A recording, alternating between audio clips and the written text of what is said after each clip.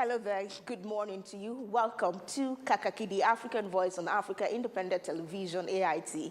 I am Onno Shorena Obozege, and certainly welcome to the second half of the year 2026. Wishing you the best things of the remaining 6 months of this year. All right, it's Kakaaki, the African Voice, that run you through what we're up for this midweek. Now, Kosaye, meaning there is no space or no chance in Yoruba, typically refers to the joint anti-kidnapping police operation between Lagos and Ogun State. There is no doubt that Nigeria is in dire need of a solution to its lingering security challenges. The government and security agencies have come to the conclusion that there is the need to do things differently in order to achieve the desired result. Perhaps this is most evident in the speed with which the State Police Bill is racing through the legislative process at the National Assembly. As good as the bill may sound, it will still take a couple of months to at least to become law, and there is the urgent need to deal with the current situation as a bandit, terrorist, or whatever you choose to call them, are not letting up on their violent activity. This explains why the Nigeria Police Force launched a massive joint bush combing, an anti-kidnapping exercise codenamed Operation Kosaye. Now, it means in Yoruba, no space. In English, sending a message to violent criminals.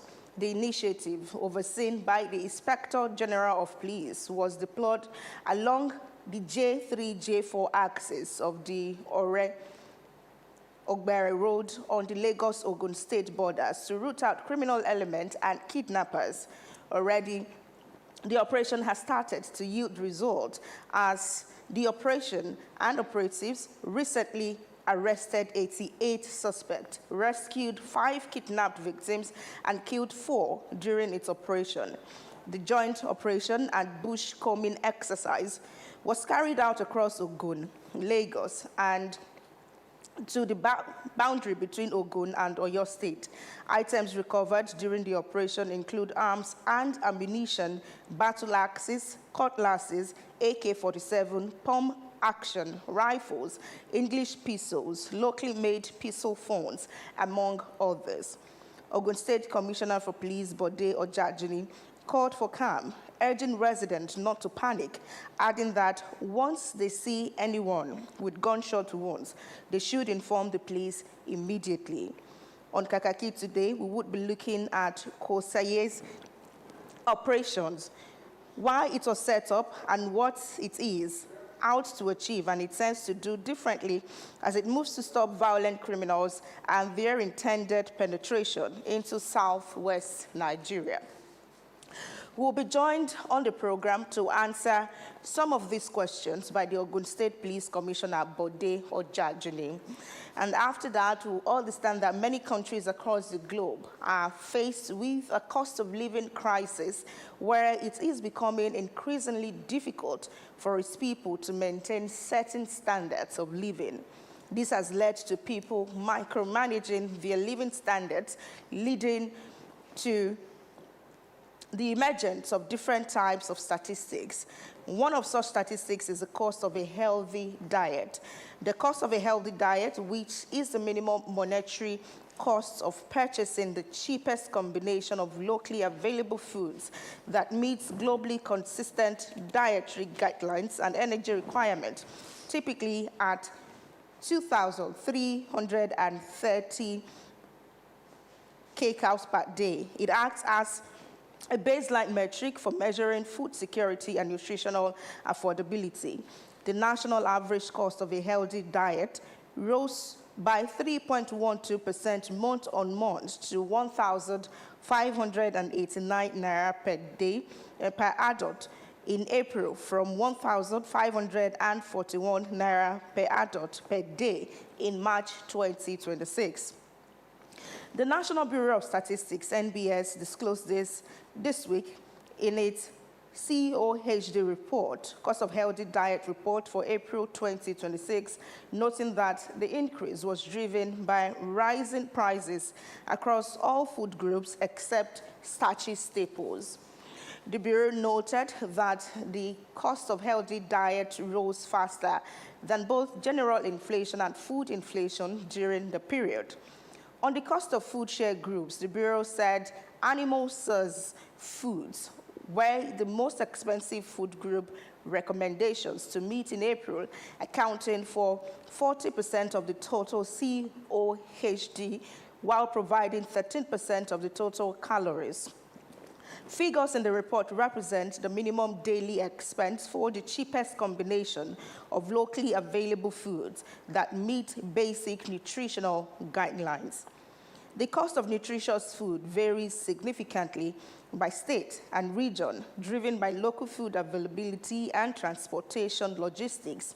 Highest average cost among Nigerian states show Ekiti State having 2,036 naira per day, Imo State 2,018 naira per day, and Bayelsa State 1,909 naira per day.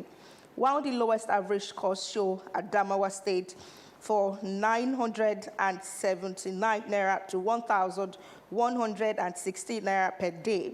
Katsina, another northwest Nigerian state, cost below the national average. How are these statistics computed? How reliable are the data? How can individuals, households, and government use this information for their benefit? On Kakaaki, the African Voice, this Wednesday morning, we will be looking at the nutritional and economic considerations and implications of the cost of healthy diet statistics.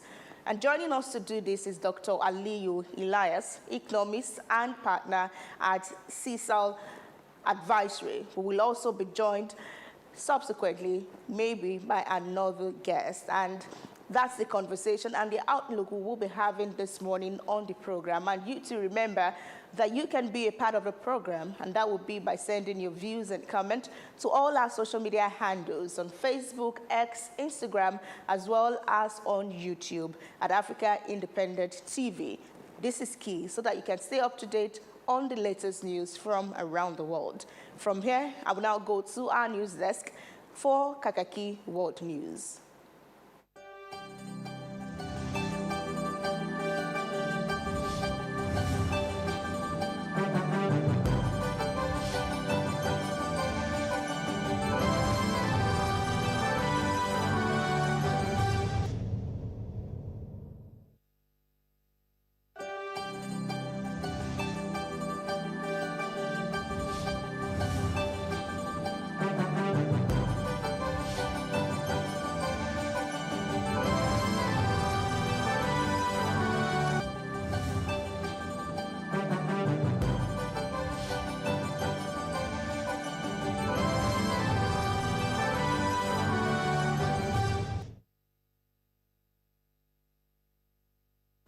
This is the World News on Kakaaki, the African Voice. You welcome.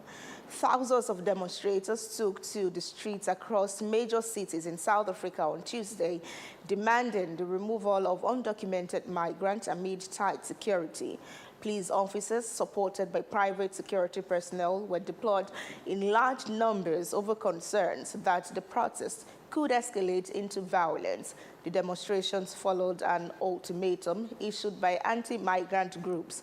Authorities said the protests remained largely peaceful, although isolated incidents of violence, looting, and intimidation were recorded. In Johannesburg, several businesses shut down while security presence increased in key areas. Lawmakers in Senegal have approved controversial constitutional amendment amid and aimed at strengthening parliament while reducing presidential authority, deepening political tensions in the country. The reforms passed with strong support despite heated debate inside parliament and protests outside the legislative complex. The political crisis reflects growing divisions between President Bassirou Faye and Parliamentary Speaker Usman Sonko, once close allies who rose to power together in 2024 on a reform agenda. Their relationship deteriorated following disagreement over economic management, particularly Senegal's debt challenges. The Supreme Court of the United States has reaffirmed birthright citizenship, ruling that children born on American soil remain entitled to automatic citizenship under the Constitution. In a 6-3 judgment, Chief Justice John Roberts said the 14th Amendment guarantees citizenship to children born in the United States, including those whose parents are undocumented or temporarily residing in the country. The decision dealt a major blow to President Donald Trump, who had attempted to end the long-standing policy through executive action. Trump argued that children born to undocumented migrants should not automatically qualify for citizenship, claiming they were not fully under U.S. jurisdiction. The Supreme Court has ruled that states can prohibit transgender women from participating in female school and college sport, marking a major decision in the ongoing debate over gender and athletics.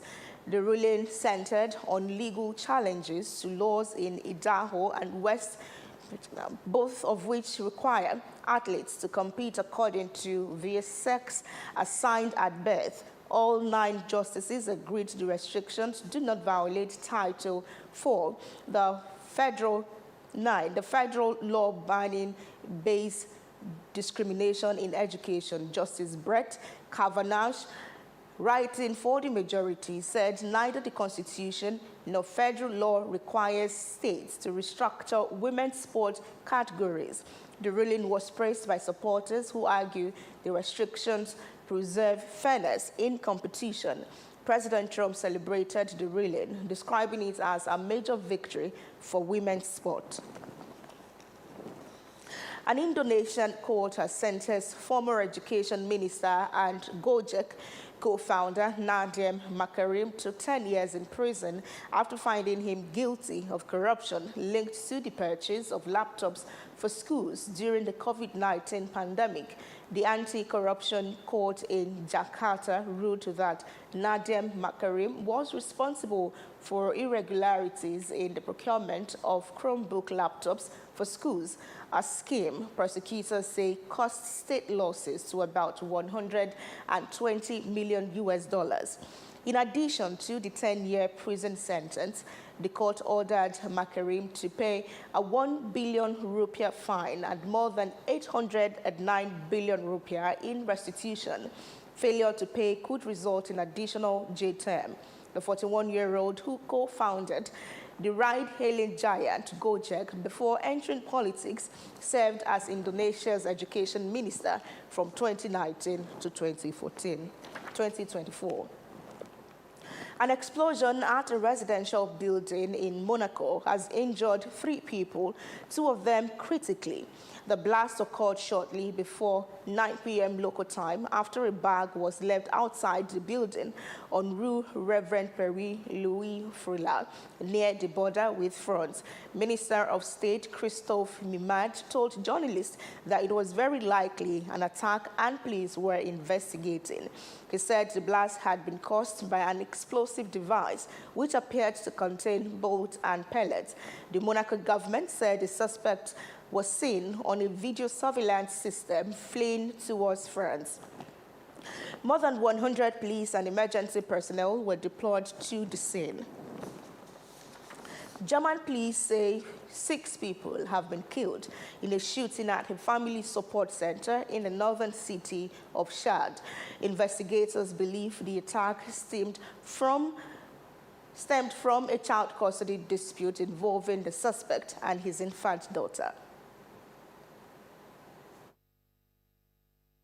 Victims, 4 women and 2 men, were all employees of a center that provides services for mothers and children. Police say the suspected gunman had gone to the facility for a scheduled meeting to discuss custody arrangements for his 3-month-old daughter. The baby and her mother were inside the building at the time but were not injured. Several other people were wounded in the attack. Authorities say the suspect, a 45-year-old German-born man of Turkish descent from Hanover, fled the scene after the shooting in a vehicle driven by a woman. Police later intercepted the car at a nearby roadblock and arrested 3 people, including the suspected gunman. Investigators say the suspect was previously known to police over alleged threat but had not been regarded as a particularly violent individual. They also confirmed he did not hold a license to own a firearm. Lower Saxony Interior Minister Daniela Behrens described the shooting as a cold-blooded act of violence driven by family issues, adding that investigators have found no evidence of political or extremist motives. The shooting prompted a major police response, with officers securing the area, while parents rushed to collect children from nearby schools and daycare centers. Officials say there is no ongoing threat to the public as investigations continue. Emergency relief efforts are gathering pace in Venezuela following the devastating twin earthquakes that have claimed more than 1,700 lives. As such operations continue, the United States has helped to reopen a key seaport to speed up the delivery of humanitarian aid. 5 days after the powerful earthquakes flattened entire communities, hopes of finding more survivors are fading as rescue teams shift their focus to recovering victims. Authorities say more than 1,700 people have been confirmed dead, while at least 5,000 others have been injured. The number of people still missing remains unclear, with some estimates placing it in tens of thousands. Nearby forensic teams continue identifying victims as grieving families wait outside temporary morgues for news of missing loved ones. Rescue workers and volunteers remain at collapsed buildings, searching for anyone who may still be trapped beneath the rubble. Although the chances of finding survivors are becoming increasingly slim, the United States is also assisting with repairs at Simon Bolívar International Airport, another critical transport hub damaged by the disaster.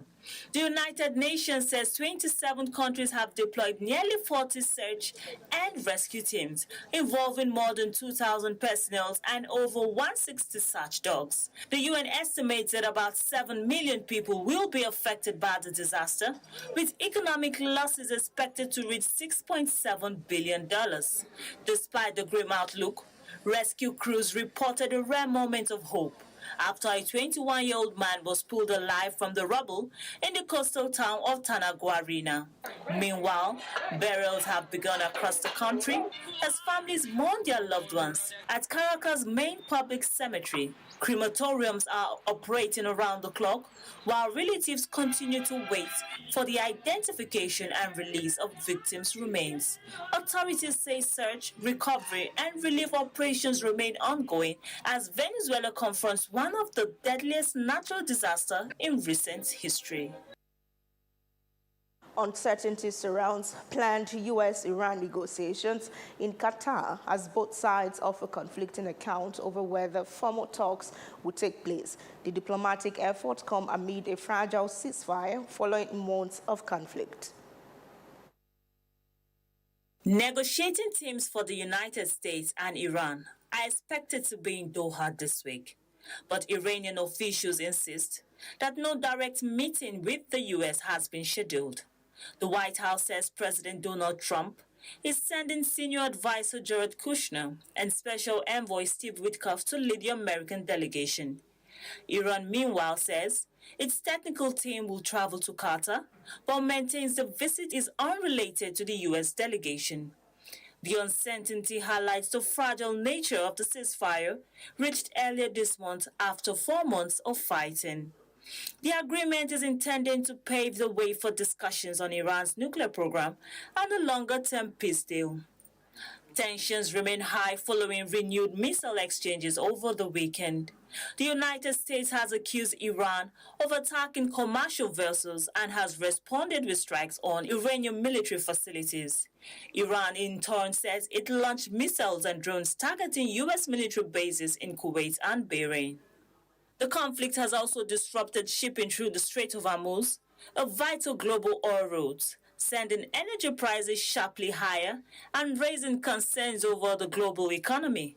Speaking at the White House, President Trump said the Doha meeting could prove important, but added that its outcome remains uncertain. He also repeated that Iran must not be allowed to develop a nuclear weapon. While officials continue diplomatic efforts, mediators from Qatar and Pakistan are expected to hold separate discussions with both sides in an effort to ease tensions and keep the ceasefire on track. Britain has announced a major increase in defense spending, with Prime Minister Keir Starmer unveiling a multi-billion-pound investment plan aimed at strengthening the country's armed forces amid growing global security threats. Now, we are already delivering the biggest sustained increase in defence spending since the 1980s, £270 billion over the spending review period. Speaking on Tuesday, Prime Minister Keir Starmer announced that the United Kingdom will spend nearly £300 billion on defence over the next 4 years under a new long-term investment strategy. The package includes an additional £15 billion in defence funding, which the government says will be financed by reprioritizing spending across other areas of government. Starmer said the changing global security environment has made increased military investment essential, describing national security as closely linked to economic security. The government's 10-year defence investment plan includes more than £5 billion for drones and autonomous military systems over the next 4 years as Britain seeks to modernize its armed forces. The announcement comes after a month of debate within the government over defence funding and how best to respond to evolving security challenges, including concerns over Russia. It also follows repeated calls from U.S. President Donald Trump for NATO allies to increase defense spending and reduce their reliance on the United States for security. The new investment plan is expected to shape Britain's military capabilities for the next decade as the country responds to a rapidly changing global security landscape. More than 1 million undocumented migrants in Spain have sought legal status under a scheme that has defined a wider European crackdown on irregular migration. The government said on Tuesday, the final day for submissions. The vast scheme was predicted to benefit around 500,000 people, most from Latin America, when the left-wing government launched it in April. Sanchez has become a standard bearer of more open immigration policies as his European neighbors, including some socialist peers, toughen measures in response to pressure from ascendant far-right parties. Severe flooding triggered by heavy rainfall has claimed at least 13 lives in Accra, Ghana, prompting emergency rescue efforts across the Ghanaian capital. The downpour submerged homes, roads and vehicles with low-lying communities suffering the worst damage. Authorities warned that the death toll could rise as rescue operations continue. The Ghana National Fire Service said more than 470 people have been rescued so far. Emergency responders, including military personnel and disaster management teams, remain deployed to assist affected residents. Government officials have urged residents to remain indoors or relocate to safer elevated areas as weather forecasters predict more rain and a possible storm from the east. The Nigerian Meteorological Agency has issued a fresh warning over possible flash floods in Lagos and other coastal states as persistent rainfall continues across southern Nigeria. According to Tuesday's weather outlook, sustained rainfall could cause flooding in low-lying and vulnerable communities, especially along the southern coastline. NIMET forecasts thunderstorms and light to moderate rainfall across several southern states, including Ondo, Ogun, Edo, Lagos, Rivers, Delta, Bayelsa, Cross River, and Akwa Ibom states. The agency warned that rainfall intensity is expected to increase later in the day, raising the risk of flooding. Residents of Kaba, Bunu, Ijuma Federal Constituency in Kogi State have welcomed the federal government's approval of 24.7 billion naira for the rehabilitation of the Kaba Ifaki Ado Ekiti Road, describing it as a major step towards improving infrastructure and boosting economic development in the area. They expressed appreciation to President Bola Tinubu for approving the project. They said the intervention followed sustained advocacy to draw the federal government's attention to the deplorable condition of the road in the area and the urgent need for its reconstruction. The highway is a vital link between Kogi State and neighboring state, making its rehabilitation essential for regional connectivity and economic growth. They noted that the project will provide long-awaited relief for motorists, commuters, farmers, traders, and other road users who have endured years of difficult travel. President Bola Tinubu has called on member states of the United Nations to incorporate the preamble to the UN Charter into their national constitutions as a means of strengthening global peace, justice, and shared responsibility.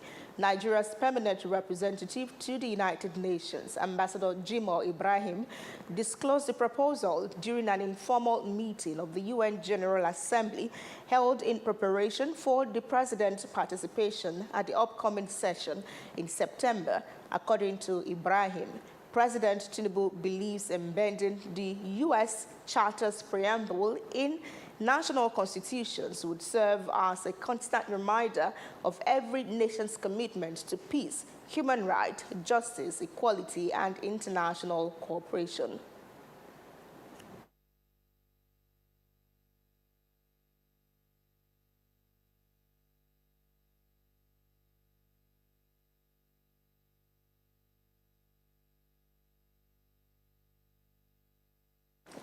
The preamble to the United Nations Charter commits member nations to saving future generations from the scourge of war, promoting fundamental human rights, advancing social progress, upholding justice and international law, and fostering peaceful coexistence and cooperation among nations. The federal government has reaffirmed its commitment to promoting Nigeria's image on the global stage with the Ministry of Aviation and Aerospace Development pledging support for Miss World Nigeria, Queen Tamuno Soye Karibe George, ahead of the forthcoming Miss World pageant in Vietnam. The assurance came as the Minister of Aviation and Aerospace Development, Festus Keyamo, senior advocate of Nigeria, received the beauty queen and her entourage in Abuja on Tuesday, describing aviation and tourism as mutually reinforcing sectors that drive national development. Leading the delegation, team lead Prince Iwefa Aganaba said the visit was to seek the ministry's partnership in promoting Nigeria on the international stage through the pageant. Queen Tamuno Soye Karibe George thanked the minister for the reception and appealed for support towards her participation in the global competition. She also sought support for her humanitarian project, which she said focuses on service, empowerment, and national development. Responding, Keyamo congratulated the Queen on emerging winner of what he described as a highly competitive contest. He noted that beauty queens serve as ambassadors that promote their country's culture, tourism, and global image, adding that aviation remains a key driver of tourism. The minister recalled Nigeria's success through former Miss World, Agbani Dargo, expressing confidence that Queen Tamuno could also make the country proud on the world stage. The Federal High Court in Abuja has scheduled July 7 to hear a suit filed by the Board of Trustees of the People's Democratic Party, PDP, led by former Senate President Adolphus Wabara, against the Independent National Electoral Commission, INEC, over the party's leadership dispute. Justice Salim Ibrahim fixed the date after parties agreed to conclude the filing and exchange of all court processes by July 6. The court also ruled that all pending applications, including requests by interested parties seeking to join the suit, would be heard alongside the substantive case. The plaintiffs are asking the court to compel INEC to officially recognize the interim National Working Committee headed by Kabir Turaki and update the Commission's records accordingly. Counsel for the plaintiffs argued that the matter is urgent because of INEC's timetable for the 2027 general elections, particularly the deadline for submission of candidate names. He urged the court to fast-track proceedings so that the faction can gain access to the Electoral Commission's nomination portal. The suit stems from the PDP's prolonged internal leadership crisis, with the Wabara-led Board of Trustees insisting that previous judgments of the High Court, Court of Appeal and Supreme Court invalidated rival leadership structures and affirmed the suspension or expulsion of certain party officials. Still talking court matters, the Federal High Court in Abuja has warned that a suit challenging the conduct of the Chief Judge of the Federal High Court, John Suso, and Justice Peter Lifo may be struck out if the plaintiff fails to appear at the next hearing. Justice Salim Ibrahim issued the warning after neither the plaintiff, ADC chieftain Nkem Akalam Ukandu, nor his legal representative appeared in court during the proceedings. Ukandu had sued the National Judicial Council, NJC, Justice So, and Justice Lifu, asking the court to compel the NJC to investigate allegations of judicial bias, abuse of power, and misconduct. Counsel to the two judges urged the court to strike out the case, arguing that the plaintiff had repeatedly failed to show commitment to prosecuting the matter. The defense also informed the court of difficulties in serving legal documents on the plaintiff, claiming that the address provided by his counsel could not be located. Following an ex parte application, the court approved substituted service by allowing court processes to be pasted at the address provided by the plaintiff's lawyer.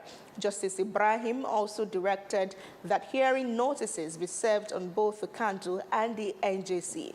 The matter was adjourned to July 6 for hearing.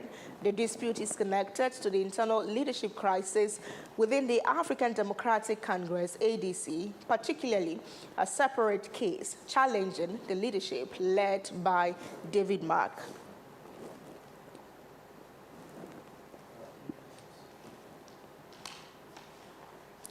And that's the world news on Kakaaki, the African Voice this morning. Thank you for staying with us. Up next is Kakaaki Business.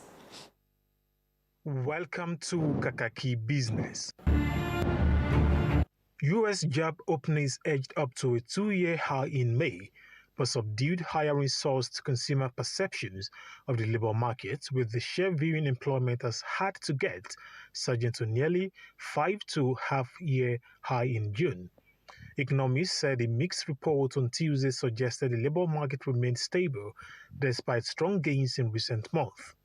They said there was no indication that the U.S.-Israeli war with Iran had materially impacted the labor markets, and many viewed downside risk from the conflict as greatly diminished by a fragile ceasefire, which would allow the Federal Reserve more scope to focus on fighting inflation. There were 1.04 jobs for every unemployed person in May, little changed from April, but up from 1.01 a year ago.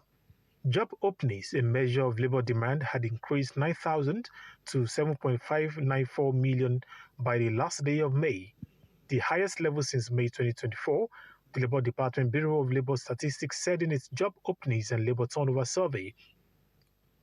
Economists polled had forecast 7.30 million vacancies in May, but some economists said the JOLTS report should be treated with caution, noting the response rate to the survey was very low.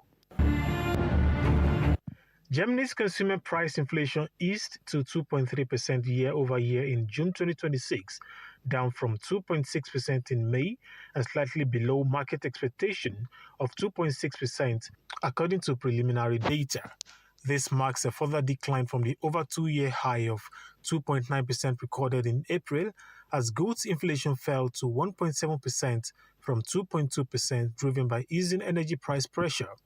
Food inflation and services inflation remained steady at 0.4% and 3.1% respectively, while core inflation excluding food and energy held at 2.5%.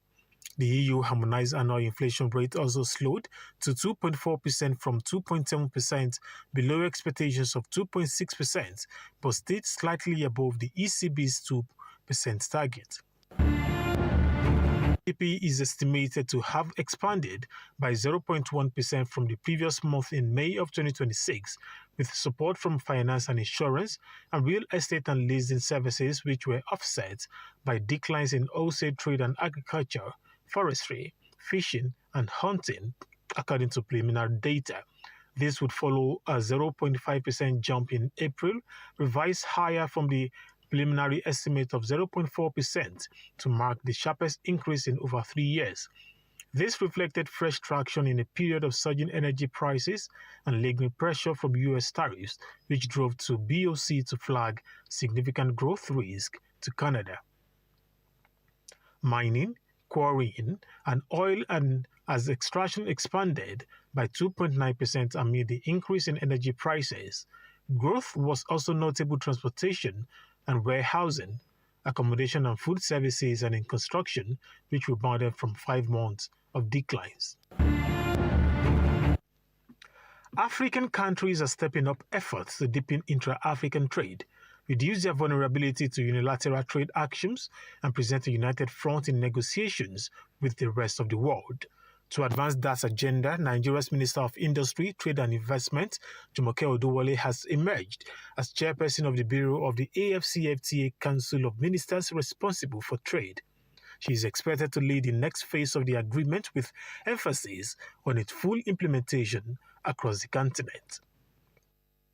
As global trade dynamics continue to evolve amid rising protectionist policies, African trade ministers say the continent must strengthen intra-African trade to reduce market fragmentation. They added that expanding access to Africa's domestic market and increasing the continent's export capacity will depend on stronger collaboration among member states. Commensurate with the mandate and strategic importance of the agreement establishing the AFCFTA. Our priority for the next phase should be to accelerate the effective implementation of the agreement by increasing the number of state parties implementing tariff concessions and publishing their tariff schedules. The 18th meeting of the AFCFTA Council of Ministers responsible for trade also marked Nigeria's emergence as chairperson of the Bureau, with the Minister of Industry, Trade and Investment, Jumoke Odowole, assuming the leadership position, stressing that the success of the AFCFTA will be driven by effective implementation. As chair of the Bureau, we are committed to fostering consensus among state parties, strengthening collaboration and coordination. As we chart the next phase of implementation, we should also embrace emerging legal and commercial instruments that facilitate trade. The ministers urged African countries to embrace emerging digital trade instruments, including the United Nations Convention on Negotiable Cargo Documents, to modernize trade documentation and improve cross-border commerce. Meanwhile, the African Continental Free Trade Area says the adoption of its protocol on intellectual property rights marks a major step towards driving industrial development and innovation across the continent. Secretary General of the African Continental Free Trade Area Secretariat, Wamkeli Mene, said this on the sidelines of the 18th meeting of the AFCFTA Council of Ministers in Abuja, where he was honored with the All-African Intellectual Property Leadership and Continental Integration Award. Patents, trademarks, and others that enable us to foster industrial development in Africa. For example, in the area of local production of pharmaceuticals, the protocol shall enable us to move much faster to foster industrial development, to eventually eliminate over-reliance on imports of pharmaceutical products when we can leverage on the protocol on intellectual property rights to produce those pharmaceutical products here in our continent. And so we look forward to the partnership, the collaboration, and to deepen our ties. And we strongly believe that AFCFTA is that platform that Africa can leverage on to trade more with itself. But we cannot trade more with ourselves if we don't own what we trade. How can we trade and own what we produce? If AFCFTA that promote trade and investment in Africa does not put in place the system and the mechanism for us to protect what we own, it will be a challenge, and that's what all African IP Summit have been doing. The implementation of the IP protocol under the AFCFTA agreement is mainstream. The AFCFTA Secretary General also stressed that the robust intellectual property regime will help unlock opportunities for African innovators, researchers, and businesses while supporting the continent's ambition of building resilient industries and improving public health outcomes. He noted that the framework will support the effective management of patents, trademarks, and other intellectual property assets needed to boost the continent's competitiveness. Nigeria's transition to cleaner and more affordable transportation is gaining traction as the Presidential Initiative on Compressed Natural Gas and Electric Vehicles outlines ambitious plans to expand alternative energy infrastructure over the next year. As part of its one-year performance review, the initiative says it has recorded significant progress in advancing Nigeria's clean transportation agenda through expanded CNG and electric vehicle infrastructure. Over the next 12 months, the agency plans to expand CNG refueling and EV charging stations nationwide, deploy more mass transit buses and tricycles, broaden access to vehicle conversion financing, and attract increased private sector investment.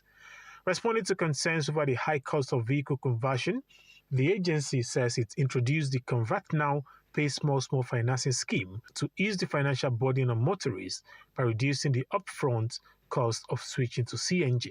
The initiative also expanded its mandate to include electric vehicles following presidential approval, broadening Nigeria's strategy for cleaner and more sustainable transportation. Executive Chairman of PICNG and EV, Ismail Ahmed, says the long-term goal is to lower transportation costs for households and businesses while building a sustainable transport energy ecosystem. And that's Kakaaki Business. Good morning. Thank you so much, Ario, for that package. Let's take you to some stories and as they affect our education system in particular. We have the Nigerian government that has announced a major overhaul of the country's education structure as more than 20 million education children who enrolled in primary schools are said to have dropped out before senior secondary school. Nigeria's Minister of Education, Tunji Alausa, is the one speaking here, and it was during the inauguration of the Universal Basic Education Commission, UBEC, Ministerial Implementation and Monitoring Committee in Abuja on Tuesday. Further breakdown shows that about 24 million children enroll in the country's primary schools, but only about 4 million of them complete senior secondary, forcing over 20 million children to drop out between primary school and junior secondary school. So we have an entire ecosystem of what it takes, the manpower, the institutional memory, the capabilities of what we need to move this project forward. While admitting that governments have not done enough in resolving the country's learning crisis, Alausa blamed successive governments for the failure to adequately address the problem.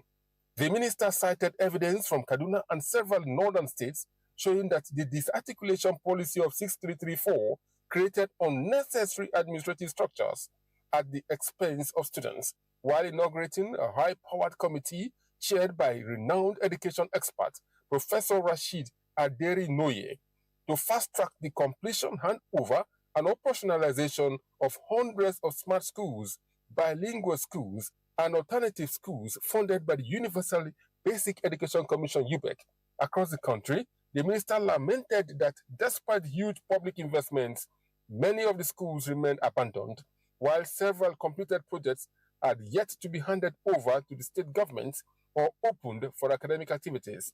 And this is what's happening all over. And I repeat, this is not casting aspersion on UBEC. Please, and you're not going to duplicate, you're going to work within UBEC. But I'll tell you the reason why nothing has happened. Honestly, it is not UBEC duty, but it's just nobody's connecting the gap. The Commission assures the Honourable Minister and the Committee of our full cooperation and commitment. Abulu Osemahu, AIT News, Abuja. Further. All right, thank you so much, Abulu. And looking at more details from that report that you put out, he says that the system, this has lasted 40 years. That's the 6334 system, has lasted 40 years. But we're having a change at that now because Nigeria's Minister of Education, Tunji Alausa, is saying that it is broken down into 3 major tiers: basic education, post-basic, senior education, and tertiary. And I see that he's blaming past government for the dropout that we've had. Given the data yesterday, it says that about 20 million dropout.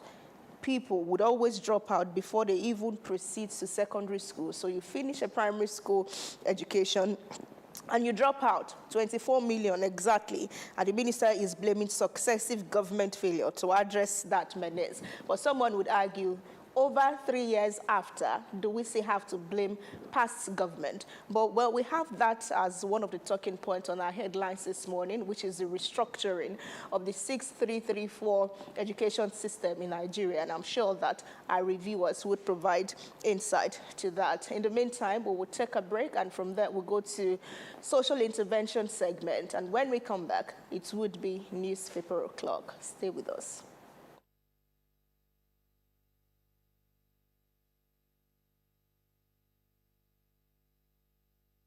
Gender Agenda is where policy meets people. It's a bold policy literacy platform bridging the gap between decision makers and women across every sector. From parliament to politics, from leadership to governance, from peace to economy, development, human rights, from Nigeria to the rest of Africa, Gender Agenda amplifies voices too often excluded, ensuring every voice counts. Through compelling storytelling, social impact dialogue, thought-provoking documentaries, town halls that lean on data and research, we raise the bar. Gender Agenda, every Friday, 4:30 p.m. on AIT and on AIT's YouTube channel live. My name is Adora Sidney Jack, and this is Gender Agenda. Gender Agenda, women rising.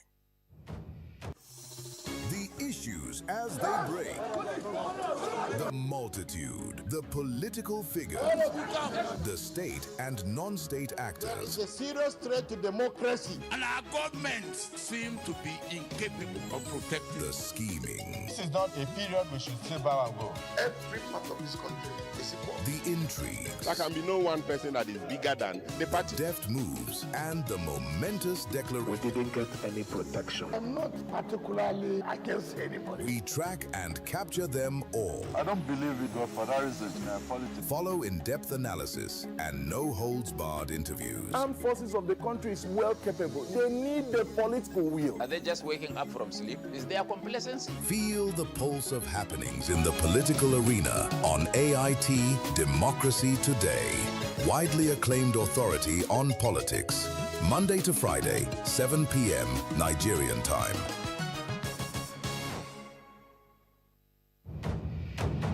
In the hallowed chambers where laws are forged and a nation's destiny is decided. This is your parliamentary program, Inside the Parliament on AIT. Voices rise, opinions clash, debates ignite. We cannot be apologetic in the discharge of our constitutional duties as lawmakers of the Federal Republic of Nigeria. The burden of proving that the elections have been conducted peacefully and in accordance with law must shift to INEC. From the Senate to the House of Representatives, this is where policies are tested, laws are crafted, and authority is held to account. We spoke to some lawmakers on their opinions of the document presented by the President. Every motion, every argument carries the hopes of millions. We need more hospitals, more health clinics in communities so that they can effectively take care of the primary health need of our people. The questions are tough. The exchanges are intense. Mr. President, you can have your way, but I will have my say. You can use the gavel, and I will use my voice. And those who want the proviso are 55 in number. And so the proviso says. But who truly stands for the people? Who is driving the change that defines our tomorrow? Let us tell ourselves the truth. Why are we here talking about LGBT, GTBT, whatever? Get the answers on Where Nigeria Decides on Inside the Parliament on AIT every Tuesday, 4:30 p.m. In today's global economy, information is everywhere, but insight is rare. Because of the high rate of fuel, the cost of commodities, cost of everything in this country is high. This is unacceptable because Nigerians cannot be made to suffer every time. So, where do you turn for clarity? The right questions. What is in need for Nigerians? Let's really break it down. Income strata-wise, revenue strata-wise for companies. What are some of the inhibitions that are not making trade work for all? The real answers. Stimulus package must take a different shape beyond what we have seen in sharing of rice, sharing of money. Nancy brings it to you on Moneyline with Nancy. Good morning, everyone, and welcome to Moneyline with Nancy. Clear, well-researched conversations focused on what truly impacts you. Is it that we don't know the number of MSMEs we have in the country, or we don't know where they are? I don't think we can identify 40-something million MSMEs as a people and as a country. Nigeria has the policy framework in place to be a leader on this approach. You can make farmers bankable. Moneyline with Nancy now airs 10 a.m. to 11 a.m. Weekdays, live on AIT and online. If it matters to the economy, join us.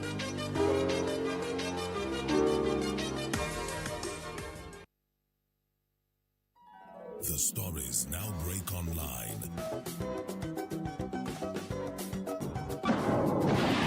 Don't miss anything from our real-time updates and exclusive content. Follow and participate in discussions on live TV studio programs to shape the narratives. Subscribe, engage, and share from AIT.live at AIT_online on X, AIT Online on Facebook, Official AIT Live on Instagram, TikTok, and Threads on YouTube.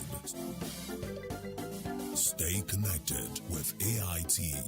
On air, online, on live.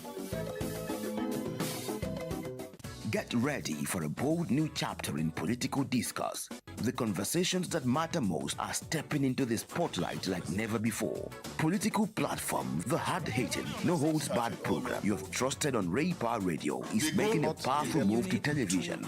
Tune in to Africa Independent Television, AIT, as political platform debuts on your screen, bringing deeper analysis, sharper debates, and the voices shaping our nation's future right into your screens. From policy and politics breakdowns to real-time discussions with key stakeholders, this is more than a program. It is where opinions are tested, truths are uncovered, and the people's voice is heard. Join seasoned hosts and expert guests as they tackle the issues that define our democracy.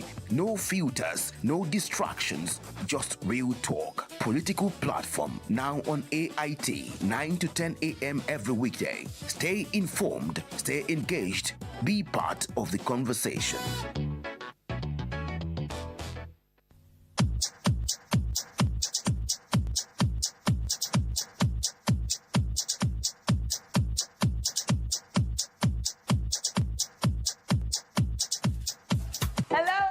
And welcome to Get Fit in 60 Seconds with Dolly Phillips. Now, everyone has 60 seconds in every day to spare. So if you're ready, let's go!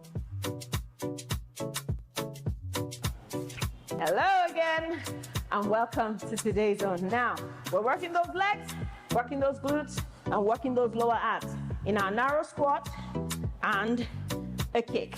And your time starts now. Let's go. Squat and kick.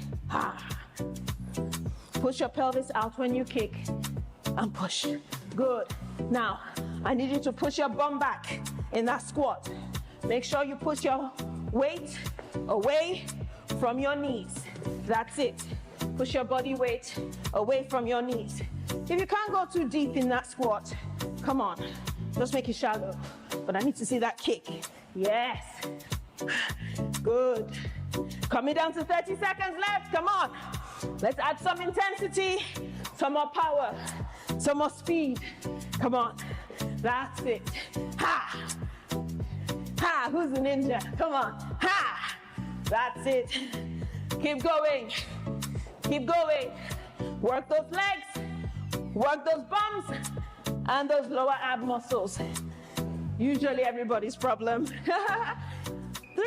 2, 1, and time. Well done. Well done. I hope you had a great workout. Anyway, what I need you to do is to follow us on Instagram at Alpha Fitness Studios and subscribe to our YouTube channel, Alpha Fitness Studios, for free workout videos, free dance videos, sales and promos, and make sure you join us at the gym, Alpha Fitness Studios in Lekki Phase 1 next time you're in Lagos. So until the next time, bye-bye.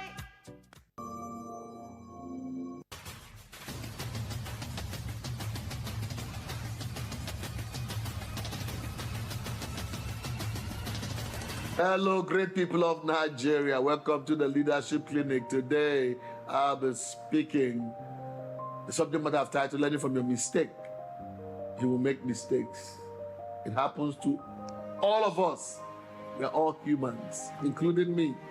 I make mistakes, and I've made a lot of mistakes as well. But the interesting thing about making a mistake is, what do you do when you fail?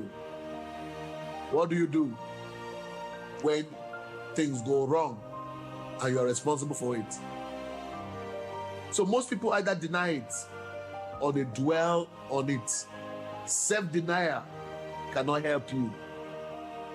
Blaming others can't help you.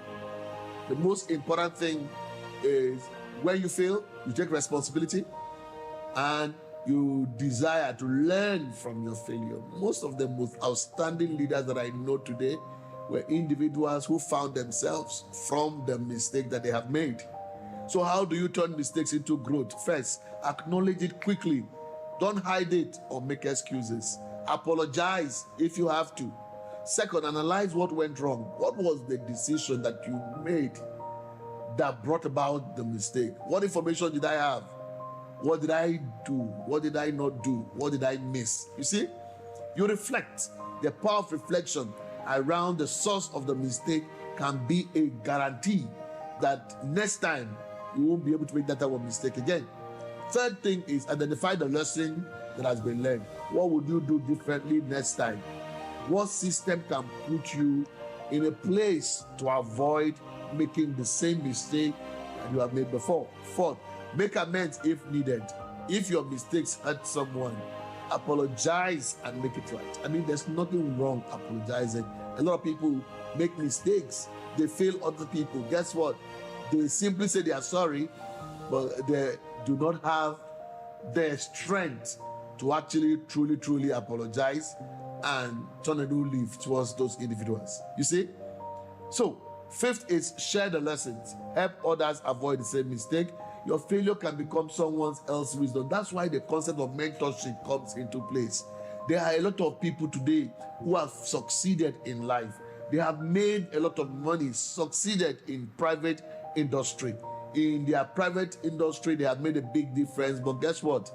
They have not been able to make out time to teach the generations coming after them how not to make the mistakes that they made. Some people today have failed completely because of the mistakes that they made, and they stayed on the ground, refusing to rise. They too have an opportunity to share with people around them how not to make the mistakes that they made that has kept them on the place of stunted growth. The reality is the fact that number 6 is sometimes you have to forgive yourself. If you have made a mistake, you have to forgive yourself and move forward.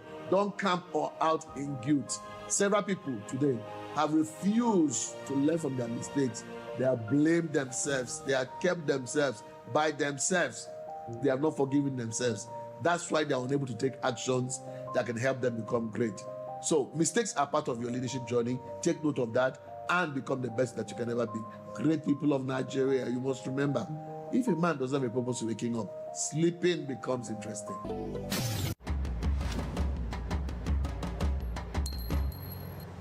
Have you ever wondered why you feel embarrassed that your child or your student is not like the other kids? Well, I totally understand the feeling of worry. Sometimes you feel you had a solution to helping your child or student overcome stammering, dyslexia, Down syndrome, and so on. Well, I remember stammering as a young child, and I could not even pronounce my name. But today, with the help of my parents and teachers, here I am. As a parent or teacher, you must believe in your child or your student. Give the child the opportunity to express him or herself and be patient to listen. Discourage laughing or mocking the child. You would be demoralizing the child or student if you do. And guess what? Everyone on the surface of the earth has a unique skill or talent. Do not overlook it. Make sure you discover the skill in that child and help to make it flourish. If a child cannot communicate effectively, teach the child to be patient and to choose his or her words carefully before speaking. When an impaired child or student realizes that you truly care, he or she would rest assured that he or she is not alone, and you may just be that child's motivation to be who he or she wants to be, confident and smart. Honestly, that's my 2 kobo.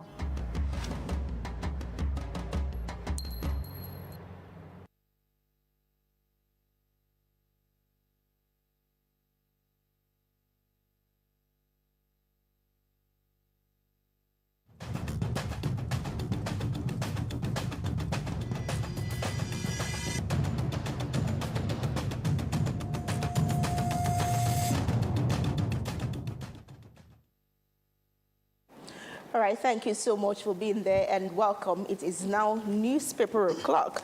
We have our usual reviewers for today. Iyobusa Uwojerin, senior editor with This Day newspaper. Good morning. Thank you for joining us. We also have Simon Reef Musa, journalist and columnist. Thank you. Good morning. Good morning. Welcome to the program. Someone was telling me that they were looking for you because you said you're taking me to the north by marriage. Indeed. Yeah. All right, let's look at the pages of the newspapers. We'll start from Disclosure News this morning, looking at our friends who have returned from South Africa. It says June 30 xenophobic deadline. Another 269 evacuated Nigerians return home. Over 400 remain stranded as South African authorities tighten security against violent protesters. Details on page 2 of that paper.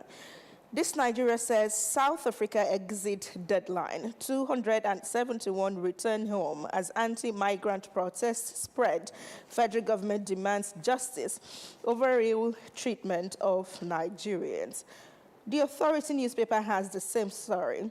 It says xenophobia. More Nigerians return from South Africa. Federal government pledges to continue diplomatic resolution effort. That's what Daily Global has as well. It says xenophobia. Federal government to seek compensation from South Africa for Nigerians' abandoned properties. The leadership leads us this way as well, humanizing it. It says Nigerian returnee from South Africa. They destroyed my shop, looted my goods. I came back with nothing. Details on page 4 of Leadership newspaper today. Nigerian pilot says anti-migrant protests. On page 8, federal government warns South Africa, says no Nigerian citizen must be attacked in former apartheid country during the protests. It's the way it puts it for me. And greenwhitegrain.ng, that's gwg.ng, Emmanuel Azinke's paper, it says xenophobia, Nigerian husband of South African male arrested. We'll now go to Daily Newscraft that takes us away from South Africa and Nigeria. It says federal government scraps GSS, SSS education system, replaces 6334 with 12-year model. Details on page 2. This is how the Observer Times observing this morning. Nigeria overhauls 6334 system and separation of junior and senior secondary schools. Minister labels current structure a failure as over 20 million children drop out. To Daily Asset, it's talking some money. It says World Bank hands states $24 million for meeting reform target. Bayelsa, Borno, Kano, Kebbi, Yobe emerge best performance. For details, kindly check page 2 of Daily Asset today. The Daily Monitor says how Tinubu averted Nigeria's economy from collapse. That's Oyedele talking tough there. Says president reforms restored economic stability after initial volatility. Daily Sun then says 2027, APC seals fate of senators, other aspirant who lost primaries, releases list of candidates submitted to INEC. Another rider says widow for candidates submission closes. To Standard Times now, still talking 2027, it says Northwest fully focused on delivering NDC's victory, says Kwankwaso. To Al Jazeera midweek, pre-election dispute. Federal High Court introduces new rules to tackle delays in trial. And to Daily Independent, Obasanjo there is talking. It says, civil war route causes still active in Nigeria, and also has a picture of the friends returning from South Africa there. The Business NG then says, Federal Executive Council, FEC, approves 3.94 trillion naira road project to boost infrastructure across Nigeria. And to the Whistler, it says gas flaring drains 17 trillion naira from Nigeria's economy. Page 10 has details, and the graphic that we might look at later is putting year-by-year financial drain for 5 years, starting from 2021 to 2025. We now have our last paper, which is Blueprint. It says how Specialized Business Dispute Tribunal would deepen Nigeria's investment. That's Oyedele also talking. Stakeholders align with federal government's plan. For details of that, you may want to check page 8 of Blueprint this morning for details. All right, those are the newspapers for your view and review this morning. We'll now come to our studio, introducing our guests and reviewers, bringing them in. We'll start with the June 30 xenophobia deadline that has another 269 evacuated Nigerians return home and others. Disclosure newspaper, This Nigeria Authority, Daily Global Leadership Pilot, G.NG, and a host of others have this story. Yobosa, we'll start with you. Well, if you look at countries around the world, they have policies on illegal immigrants. You know, if you discover that some people enter your country through illegal means, the government, you know, have a way of using legitimate means to ensure that they are deported back, you know, to their country. But the fact that South Africa is using crude and criminal methods in doing this is what I cannot really explain. It is quite unfortunate. If you look, initially it started like a mere protest, but later we discovered that even the government, you know, has a hand in that. Because you discover that when the South Africans were harassing the so-called immigrants, the police gave them the cover, even when they are harassing them, intimidating them, you know, dehumanizing them, the police gave them cover, and there were no arrests. And they went beyond that, you know, started looting their properties, you know, and to the extent that some Nigerians or some Africans were also killed during the process, you know. For me, it is quite unfortunate, and we didn't expect that from South Africa, knowing fully well the role Nigeria play in helping them to, you know, tackle the anti-apartheid struggles, you know, during the many years ago, and the role they also play in ensuring that they have a robust democracy in South Africa. So we expect that in international relationship, they were going to reciprocate Nigeria because of that long-standing relationship. You see, this idea of this narrative that people keep on pushing, the reason why Nigerians travel to South Africa or travel to other parts of the country is because Nigeria is not good, they should go back and face their country. And I think around the world, you will discover that what drives people, it's not just about the fact that their country is not good. They are going out for greener pastures. Go to China, for example. China is one of the most developed countries in the world, even though they still refer to themselves as developing countries. There are jobs opportunity there. But Chinese are everywhere around the world. You know the number of Chinese who are in Nigeria here? It is not because their country is not good. Because, because they are here, they want to do business, they want to do other things. And some of these people also came here through illegal mix. So it is not because the country is not good that's why Nigerians are moving outside the country for jobs. So many Nigerians who are in South Africa are not there because they left Nigeria because Nigeria was no longer comfortable for them to live in. They are there for different reasons. Some of them are there doing business. Some of them are doing legitimate jobs. Many of them are doctors. Some of them are engineers. Some of them are investors. So how can you just wake up one night and say they must leave your country because you believe that they are taking over your job? And the other day I watched a video where they were evacuating Nigeria. Where they were, chasing out Nigerians from different houses. The reason was that, they've taken over their houses. They can no longer get a house to stay. And the problem is, you ask yourself, Nigerians who are staying in those houses, are they staying there freely? They pay for their house rent. So if you have money, why can't you also rent the same house rather than chasing Nigeria out because you believe that the Nigerians have taken over all the houses in South Africa? And for me, it is inhuman, and that is unexpected from a country that Nigerians, help during their struggle against apartheid. Okay, yesterday was June 30, although the federal government of South Africa says there is nothing to worry about really, but we see their protest. We saw that yesterday they also again took to the streets, even though you want to call them non-government officials, but their action is looking like government action. The federal government of Nigeria had told us that about 1,000 Nigerians registered for the voluntary return.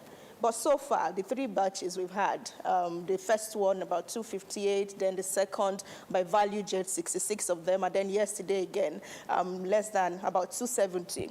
We now have about 595 of us who have returned. So we still have over 400 there, and the deadline was yesterday. What's the fate of our friends there? Well, we knew that the citizens of South Africa will go ahead to protest because they had already set the June 30th deadline. It's quite sad what is happening in South Africa. But again, despite the African Union's free movement protocol that's to promote the right of residents and other things, we've seen that has been violated in South Africa. I think someone came up yesterday to say that what is happening in South Africa is a threat to the unity of the continent called Africa. And I quite believe in it. So like my friend has said, people move. They want to get a better place where they can realize their dream. And quite unfortunate, when you see migrants, where you call them legal or illegal, they get into a nation and they try, and the people that are in that nation see them as a threat, then there is something very, very fundamental. And I think there should be a wake-up to both Nigerians and government. Yes, people move because they're looking for greener pasture. But when you are staying in your own country, when you see the conditions in your country is not helping, and you see something better outside, you just have to jump out to see what you can do. To realize your own dream. So what I see is that the government of South Africa has been more of a subtle support system behind their citizens. Because if they had come out boldly to say, hey, stop this nonsense, I think they had the right to do that. That does not mean that one is supporting the presence of illegal migrants in South Africa. It also shows that just in Nigeria, They are not like our own nation, where people simply trooped in, do whatever they want, and nobody calls them to question. So South Africa is trying to assert if citizens are pushing their government to ensure that they assert their right, there is nothing wrong to it. So some other countries, like Nigeria, where we have undocumented citizens, we're also supposed to look into that and make sure that we rid ourselves of those people that have come into our country on an illegal terms. And I think despite the fact that people say that we have over 500 undocumented Nigerians in South Africa, that we are having just less than 600 returning, shows it's either the number we are using is not true. Because if it is true by now, I think we'll have been seeing a lot of them, more than the 600 we have seen. All right, let's move on to another topic, talking about education system. So the federal government scrapped JSS, SSS education system. Daily News scrapped, Observer's Times, they have that story. The current Minister of Education, Tunji Alausa, says what we have right now is a failure, that about 24 million children who finish primary school education have refused to continue SSS education. I read the report yesterday, and I'm still trying to make sense out of the new policy. But the reason given by the minister is that, for example, we have almost about 80,000 public schools, in Nigeria, and out of that 80, only about 15,000 of them, is responding to the old system. And they also talk about the fact that over 20 million students drop out of primary school before they get to GSS, where some people reported 20. And so on the basis of that, they said there's need for them to bridge the two system. That was the kind of system that we went through. In our days, we spent about 6 years in primary school, then 5 years in secondary school. That was about, that's how many years now? 11 years. That was the system we went through. And it was very effective. But it was during the military era. I'm sure, I remember during the Babangida regime, when this professor from Maduguri was Jibril Aminu, when he was the Minister of Education, that he changed our policies. And the whole idea was that, you could finish primary school, get to GSS 3. After the GSS 3, if you don't want to go further, you can go and do some vocational skill acquisition. But years after, we discovered that system has not achieved the desired plan. And we are going back to the old system again. But this time around, they said, is it a 633? This 633 what? Yeah. 6334 system. So we're going back to that system again. Well, for me, I'm still yet to see the details of what the new policies will achieve, different from current system that we have now. But I think there should be consistencies in our educational policy because we already have a sorry situations in our educational system. So anything that would take us back again should be something that should not be entertained. The minister, for example, said there are some schools who have 2 headmasters, one for junior secondary school, one for senior secondary school. I'm shocked that I'm hearing that. But in some schools that I know, you only have 1 headmaster that controls both the junior, and I'm talking of the public school and both the junior and the secondary school. But he said in some part of the north, especially in Kaduna, that you have some schools where you have 2 headmasters. And for me, that is not helpful, So if there are things that the federal government can do to strengthen the system, in the interest of our educational system, making sure that it is working very effective, I don't have a problem with that. But I'm here to see the details of what the new system they are trying to introduce will achieve. Okay, Simon Rafe, the minister, Tunji Alausa, is blaming this system, the 6334 system, that it has been responsible for the alarming out-of-school children that we have. About 20 million of our children are out of school. Again, he's blaming past successive government. He said they have been responsible for this thing that he calls failure. And one would wonder, well, 3 years into your own government, you are reforming, and that's okay. Why do we still have to go back? And exactly, how does this even better our education system, the reform, and then the failure structure that he calls the 6334? Well, I think it's easy for somebody to come over and say, the problem we're having is because of the system.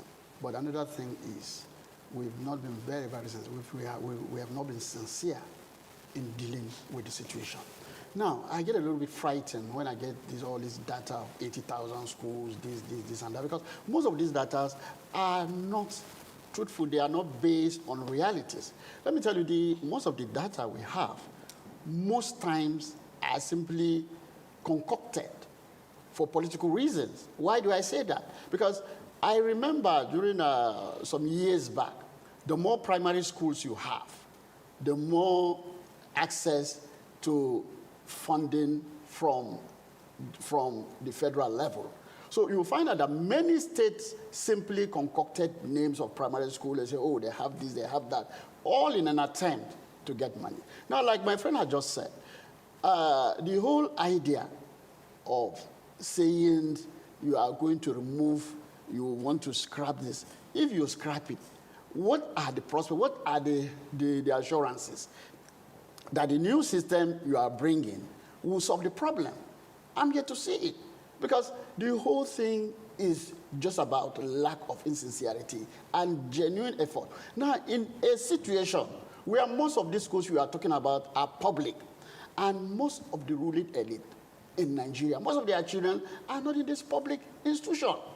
Most of them are in private institutions where they get money to send their kids to those schools. So that one is for the public. And we know that anything that is for public is for no one. Because we've seen the wrath. Most of the operators of the educational system are simply using it as a means of getting money. That is simple.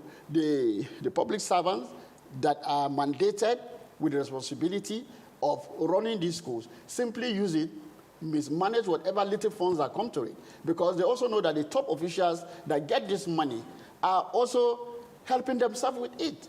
So it's not the issue of system issue, no, it's the issue of sincerity. Any system you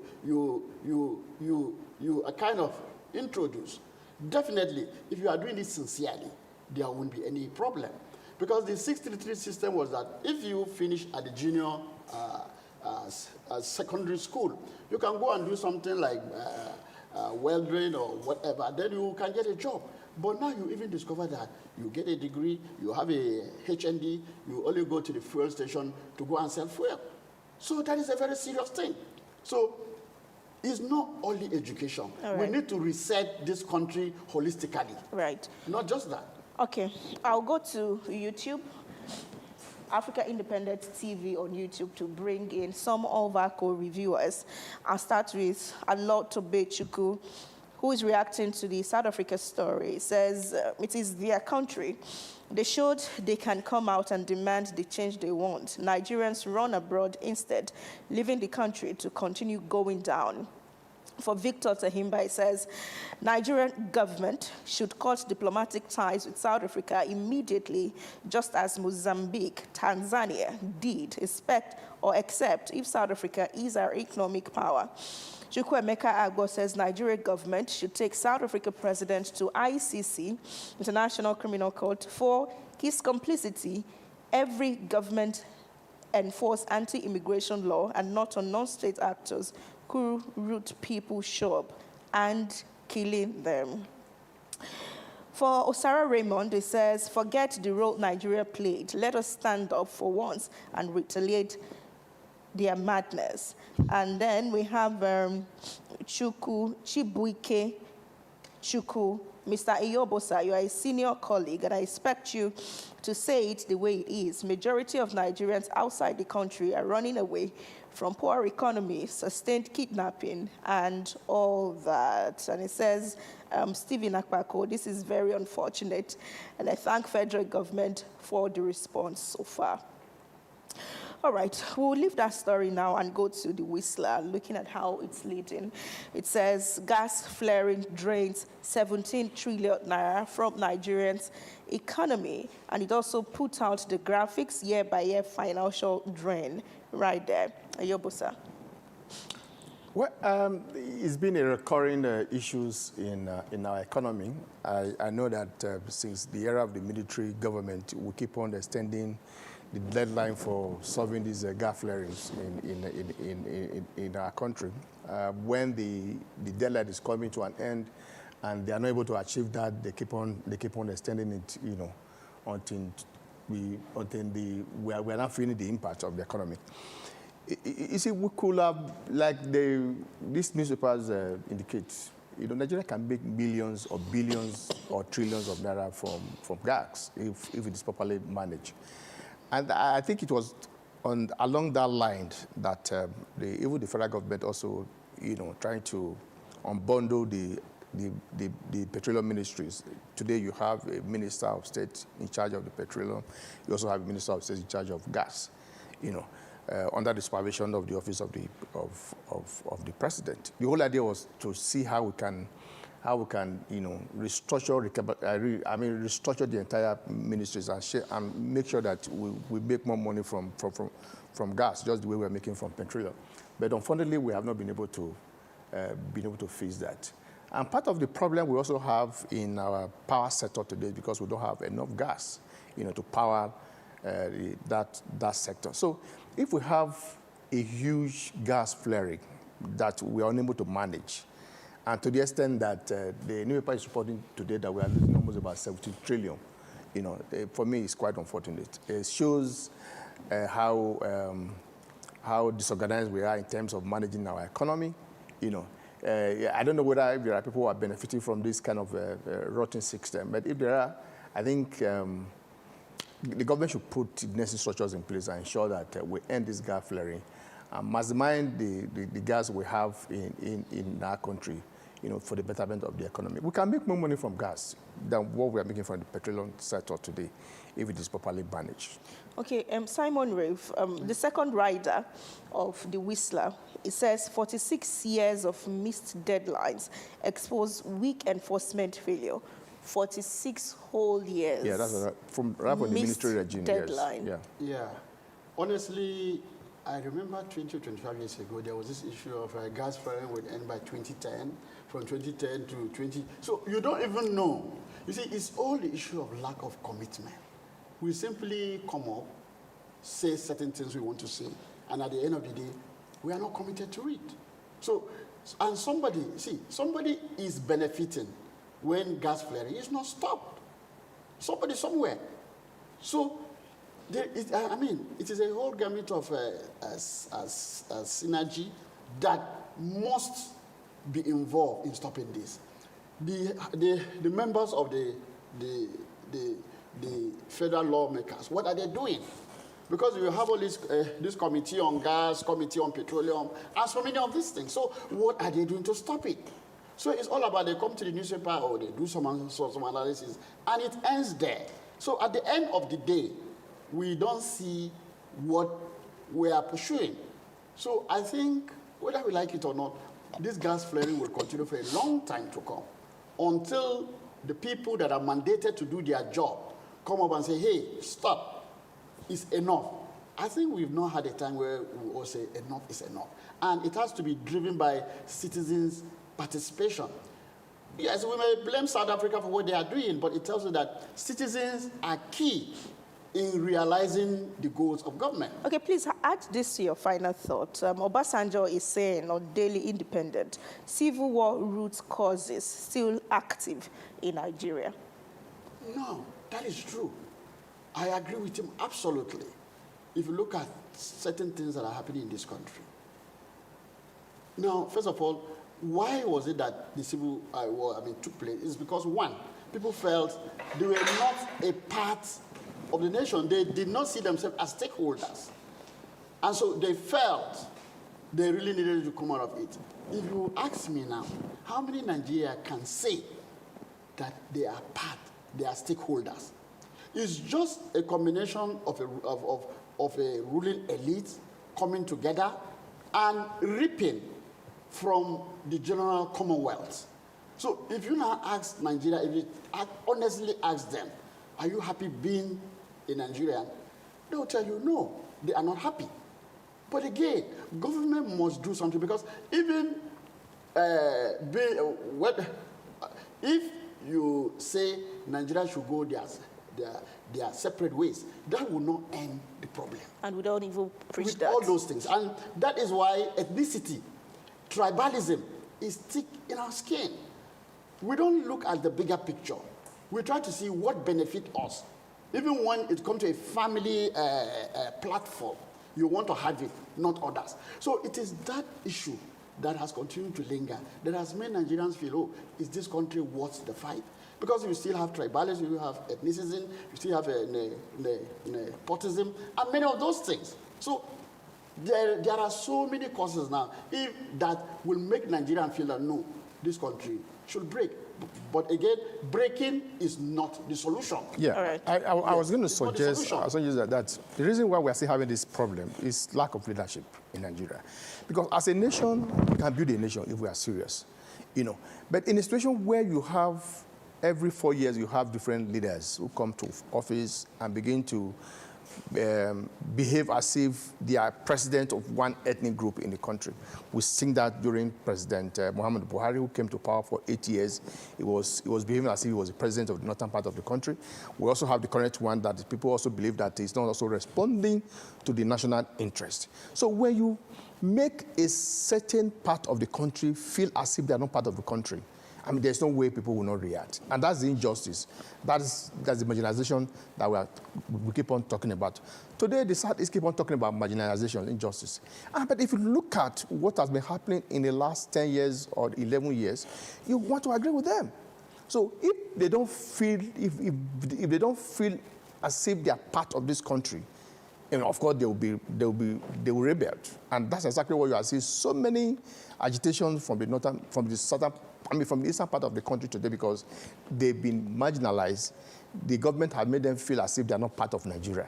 So this agitation will continue until we have a responsible and responsive leaders that can look at the entire country at its own constituents and find a way, to allocate resources equitably, so that at the end of the day, everybody will feel a sense of belonging. All right. To Yobosa Uwajarin, senior editor with This Day newspaper, thank you so much for your time and contributions this morning. Simon Reef Musa, journalist and columnist, would also like to thank you both. Happy New Month. Welcome to the second half of the year 2026. Happy New Month. Thank you so much. Right. Thank you. Everyone, stay with us. We have the Commissioner of Police of Ogun State, Bode Ojajuni, on Zoom. He would be talking to us after this break on the Operation Kosaye in Lagos and Ogun State. Stay with us. People, politics, and power brings context and clarity to issues and events in governance, democracy, and development. On People, Politics, and Power, we feature people who shape the events and define the issues. A lot of the agencies are still struggling with implementation of freedom of information. The government should come. We need Nigeria to work. We examine the interplay and interaction of politics with power and their impact on policies and the people. It's about getting the system to deliver the kind of electoral outcome that people will be happy with. People, Politics, and Power with Imoni Amarere. Will low-performing agencies be held to account? Or will the numbers fade after the headlines? At 1 p.m. every Monday and Friday on AIT. The stories now break online.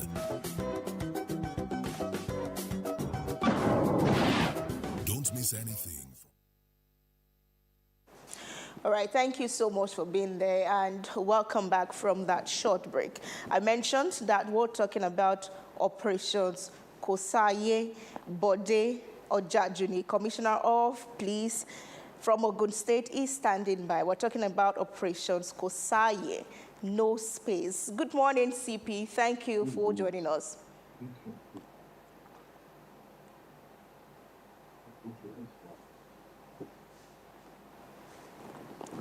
Good morning, CP.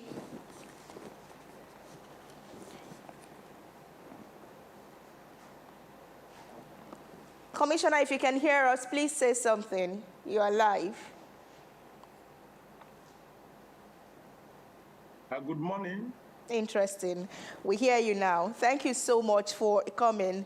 Well, we hear that Kosaye, that there is no good space. Morning. I'm now audible because before I couldn't pick the volume. Yeah, it's okay. We would go on now. We can hear you as well. We are aware that until recently, insecurity, banditry, kidnapping in this part of the world, they were all recorded in the northern part of our country, Nigeria. But just recently, it has moved or it has extended to the other side of the country, south, west as well. How worried are you about this development?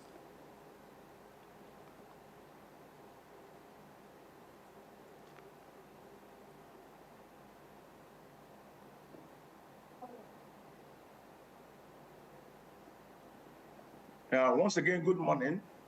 The situation in the country where security becomes subject matter, and we in Lagos and Ogun State, we are fully aware of this situation. Hence, the Inspector General of Police, IGP Olatunji Rewan Disu, directed that the two commissioners of police in Lagos and Ogun State should go and carry out an operation that will cut across the stretches covering Lagos, across Ogun, down to Oyo State boundary, to reinforce the confidence of the people that the two states are secured.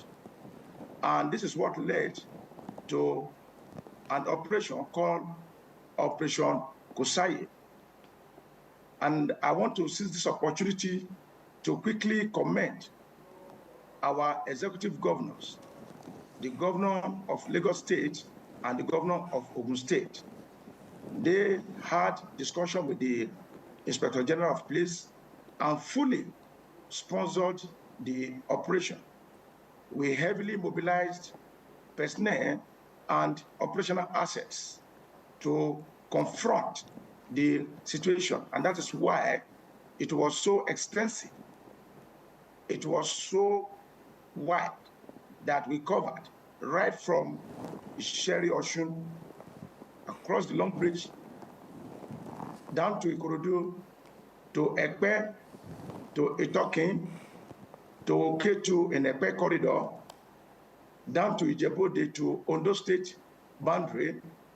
We moved up to Oyo State boundary. We combed the entire part of Lagos State and Ogun State. One, to make sure that we don't have criminal elements hibernating in these forests, especially the large expanse of ungoverned territories, which we have in Ogun State. Two, these criminal elements, it is a statement, a very clear signal to them that these corridors are not a fertile ground, a free zone for them to operate. More so, we have to tell the public that all these unfounded rumors that are flying around, especially on the social media, is not true. We have to dispel it. But when you are dispelling rumor, you must reinforce their confidence. And now they have seen it themselves through this Operation Kosaye, that actually the forests are scot-free. We will not say that you will not commit crime, because when criminals are going to commit crime, they will not tell the police or anybody. We will try our best to prevent it, but when you committed a crime, we can assure you that you are going to be caught. You cannot go scot-free. It is very, very imperative that after the commissioning of the crime, we go after you. And that's why you can see the record. During Operation Kosaye, we arrested 88 suspects. We liberated 5 victims that are in captivity in less than 24 hours. We neutralized 4 of the perpetrators. And it may interest you to know that the second day, one of those that escaped with gunshot wound was arrested while he was trying to board the vehicle around Ogbere to Ore in Ondo State. The public that we alerted that they should watch out for people that are strange, or people that have, or any person that have gunshot wound, they should alert the police. All right, CP. The public alerted us the second day that we rescued the 5 victims, and we have him. He's with us now and singing. We recovered ammunition from him. That is the 5th person, because we had earlier arrested 4 when we neutralized 4. So what am I saying? I am saying that the governor of Ogun State, the governor of Lagos State, and the Inspector General of Police have provided tools, resources, and other wherewithal that are needed to secure Ogun State, to secure Lagos State. They have provided them for us, and it is not going to be a one-off thing. It is going to be a continuous exercise. All right, CP, I hear you and the successes you've recorded in a short time of establishment, CP. So, of all the states in Southwest, thank you too. I was saying that I hear you and the successes yourself and your team have recorded. You highlighted how the big win of rescuing 88 people in 24 hours, search and rescue effort. But of the states in Southwest, only Lagos and Ogun State have come together to do this. What are the uniqueness of these states, and why? Yes, your neighboring state, there are other neighboring states as well. Why are you working together with Lagos to do this operation?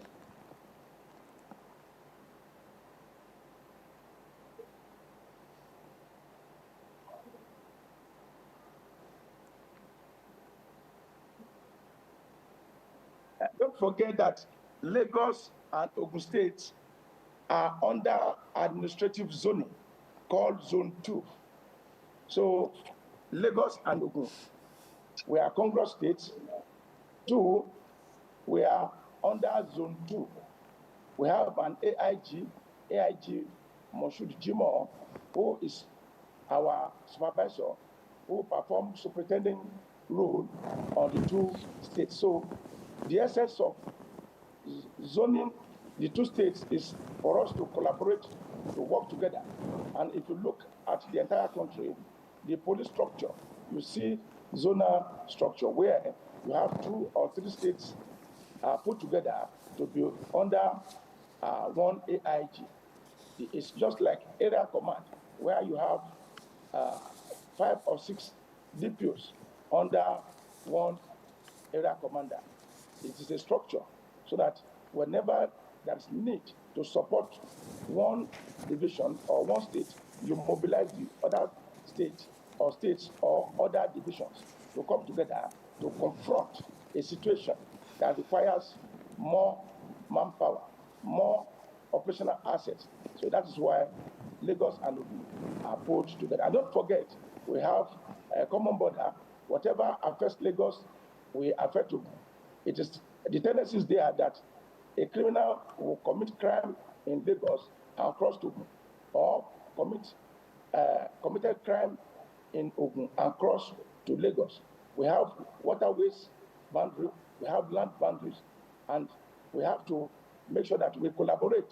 There will be a more impact when you collaborate, when you put your resources together to confront these situations. All right. So that is how we are together. Yeah, so you were speaking about the wins of your operations, the one that happened successfully within 24 hours, the joint operation. I see that AK-47 recovered, pump action, rifles, English pistols, locally made pistol phones, among others. And then we had the 88 suspects that came back alive. You also rescued 5 kidnapped victims, and you killed 4 during the operation. I listened to an account of one of the victims, the one you successfully rescued, and she said the sister was bleeding earlier, and someone came to them, so they had mistaken that person as someone coming to help them. So I want to know, is there a plan to educate citizens on recognizing help and bait, the ability to distinguish between both of them, what help is and what luring is? Well, you can see that is a very difficult situation. If you cannot be too suspicious of everybody, but the demeanor is very, very important. The look of that person is very, very important, but there's no hard and fast rule about that. A situation where somebody approaches you to offer a help, and in that situation, you may not be able to recognize the person because you are traumatized, you are in an emotional distress. However, it is still very important to use intuition, initiative, because a criminal will not put a tag or a label that I am a criminal and that I am coming to hurt you. So that question is a bit complex, because the criminal will not put a logo or tag on his head. However, discretion matters in this particular situation, and intuition matters in this particular situation, depending on the circumstances, depending on the environment. All right, let's talk about your operations without giving too much, really, about your operational strategy. How will Operation Kosaye differ from previous operations that we have?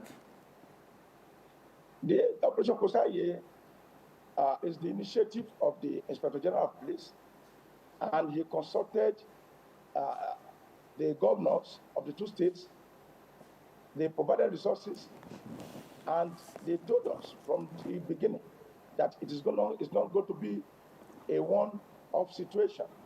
So definitely it's going to be different. Don't forget, we are mobilizing from 2 states, not just 1 state. And the directive is that it should be continuous. We are going to sustain the tempo. And since the 2 state governments are ready and they are continuously providing these resources, which they have promised, and definitely they will do, which we know, because they are so much interested in the security of their citizens. And the Inspector General of Police, too, has given us the marching order that we must execute this directive and this operation Kosaye to the letter. Definitely, it is going to be sustained. All right, are we ignoring efforts like Amotekun in other states, for example? I know that it is not in Lagos State. I was asking, since we have operations like Amotekun, for example, how this one is exactly different, and how would you assess the security state right now, the Southwest Regional Security Network, Amotekun? And when you say we are going to sustain this, does it override the state police if implemented? No, let us concentrate on this particular operation. You know, we cannot do this operation without the input of the quasi-security networks, agencies. And I have to give kudos to them because they actually supported us.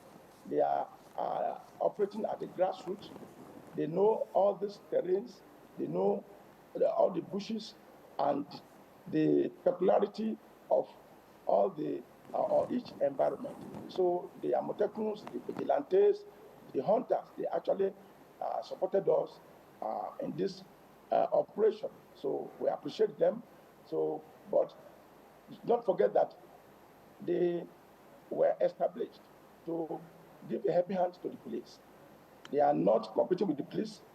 Police is constitutionally, established, but they are just out there to give us support, complementary role. That's what they are doing, and we appreciate it, and we'll continue to engage them. We'll continue to work with them as much as the overall and overriding objective is to provide security for people and have a peaceful environment. All right, let's talk about the fight. Since you say we should stay with this, how optimistic are you about winning the war against criminality in Southwest, particularly in the two states, Lagos and Ogun? We have demonstrated this through Operation Kusaye, the exercise that we started since 25th of this month, and it is still ongoing. And this has actually given confidence to the people. People are now trusting us the more that we are capable. And from the video clip you played, those victims that we liberated, they demonstrated to Nigerians that police, we are efficient. Police, in fact, the mama said, we are fantastic. All the victims, they never knew that such will happen. And with the aid of technology, we were able to be precise in the operation.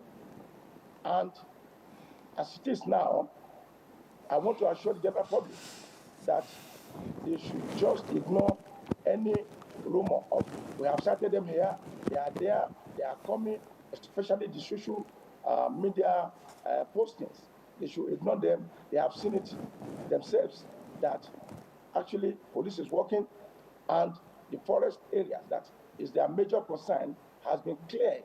We have visited the forests, and we have discovered that we don't have any bandit or any group or any camp in all these forests across Lagos and Ogun State. So I am assuring them that they have nothing to fear, no panicking, and no anxiety. We are there. They should continue to communicate with us. They should continue to give us intelligence. They should continue to cooperate with us. We have in Ogun State, for example, there was an MD who was traveling from Lagos to Ogun during the operation and he called our mobile police station in Ogun State. We call it Gateway Sheet, where you can easily contact us and we contact the people, the operational vehicles on the road, in the field, and they will react and act swiftly. So when the MD called us and said, I want to travel from Lagos to Ogun, is the road free? We said yes. And actually, he did travel. So we have a lot of platforms that you can use to contact Lagos State Police Command and Ogun State Police Command to give us information and also to render any other ancillary help. All right, I see that you're seeking collaboration, even from the list of us, citizens as well. So the famous, if you see something, say something. You mentioned channels of reaching you. Could you be more explicit so that people know what to do when they see what? Okay, for example, in Ogun State, we have a gateway sheet. Our website is www.gatewaysheet.com, and we have a toll-free line 08000009111. I take it again, www.gatewaysheet.com, and the toll-free GSM number is 08000009111. You can download this on the app on the Google Play Store and also on the Apple Store. So you can easily swiftly, in the jiffy, get across to Ogun State Police Command. And I know that Lagos State too, they have similar avenue windows that you can quickly get across. And we can assure you, we will contact the men on the field, we will get there in the jiffy. Okay, CP, are you promising swift reaction, swift response? Your men will not say there is no fuel in the buses. Citizens who are reporting cases have to fuel their buses to the area. Is that what you're saying? The narrative has changed. It is now modern. Don't forget, as I'm trying to avoid disclosing our operational strategy at the same time.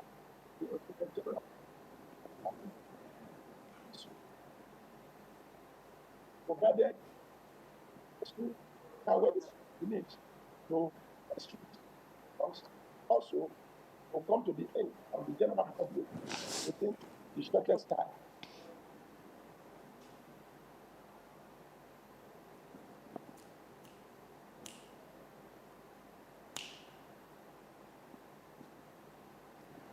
All right, I don't think I heard that. Could you please reiterate?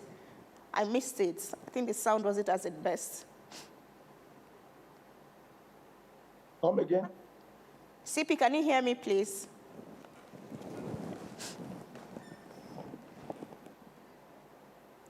CP, can you hear me, please? You can come again. Yes, I did not get your answer. I did not get your answer to that question because we've had account where policemen allegedly would say, we cannot come until you fuel our vehicle. You were responding to that, but I missed it. If you could say again, kindly. I think I've answered that. That available, that's a paradigm shift. I said it, and that the narrative has changed. The era of saying that we don't have this or that to respond to your distress call has gone. It's no more the same thing. And don't forget that I told you that the IGP has provided technical support across the country for us to use in all the states to operate now. And also the state governments are heavily supporting us, and the narrative has changed. It's no more the same thing. So since we have the tools to work, we have the wherewithal, what would now be our excuse not to respond, not to attend to distress call from the citizens? So I'm assuring you that every response, every distress call will receive the same response speedily. All right. Thank you so much. And as we leave you, your final words to your citizens, would you want to assure them of anything security-wise, especially with the establishment of this operation? Yes, I want to assure them that Operation Poseidon is not a fluke. It's not a one-off. It is going to be sustained. It's going to be in existence and in the service of our people. They should just continue to cooperate with the police. They should have confidence in us, and they should dispel all these unfounded rumors, especially those flying on the social media. We are there to protect them. The Inspector General of Police, Olatunji Diso, is there always to ginger, to boost the morale of the officers, to serve Nigerian citizens effectively, and to make sure that our service delivery is top-notch. All right, thank you so much, Commissioner of Police for Ogun State, Bode Ojajuni. Thank you for telling us more about Operation Kosaye. No room for criminals. Thank you very much. And do have a nice day. I wish you the same. All right, everyone, thank you so much for being a part of that conversation. We're going to take a short break, and when we return, it will be Kakaaki Social O'Clock. Stay. issues as they break. The multitude, the political figures, the state and non-state actors. It's a serious threat to democracy. And our governments seem to be incapable of protecting. The scheming. This is not a period we should sit back and go. Every part of this country is equal. The intrigues. There can be no one person that is bigger than the party. Deft moves and the momentous declaration. We didn't get any protection. I'm not particularly against anybody. We track and capture them all. I don't believe we go for that reason in politics. Follow in-depth analysis and no-holds-barred interviews. Armed forces of the country is well capable. They need the political will. Are they just waking up from sleep? Is there complacency? Feel the pulse of happenings in the political arena on AIT Democracy Today. Widely acclaimed authority on politics. Monday to Friday, 7 p.m. Nigerian time.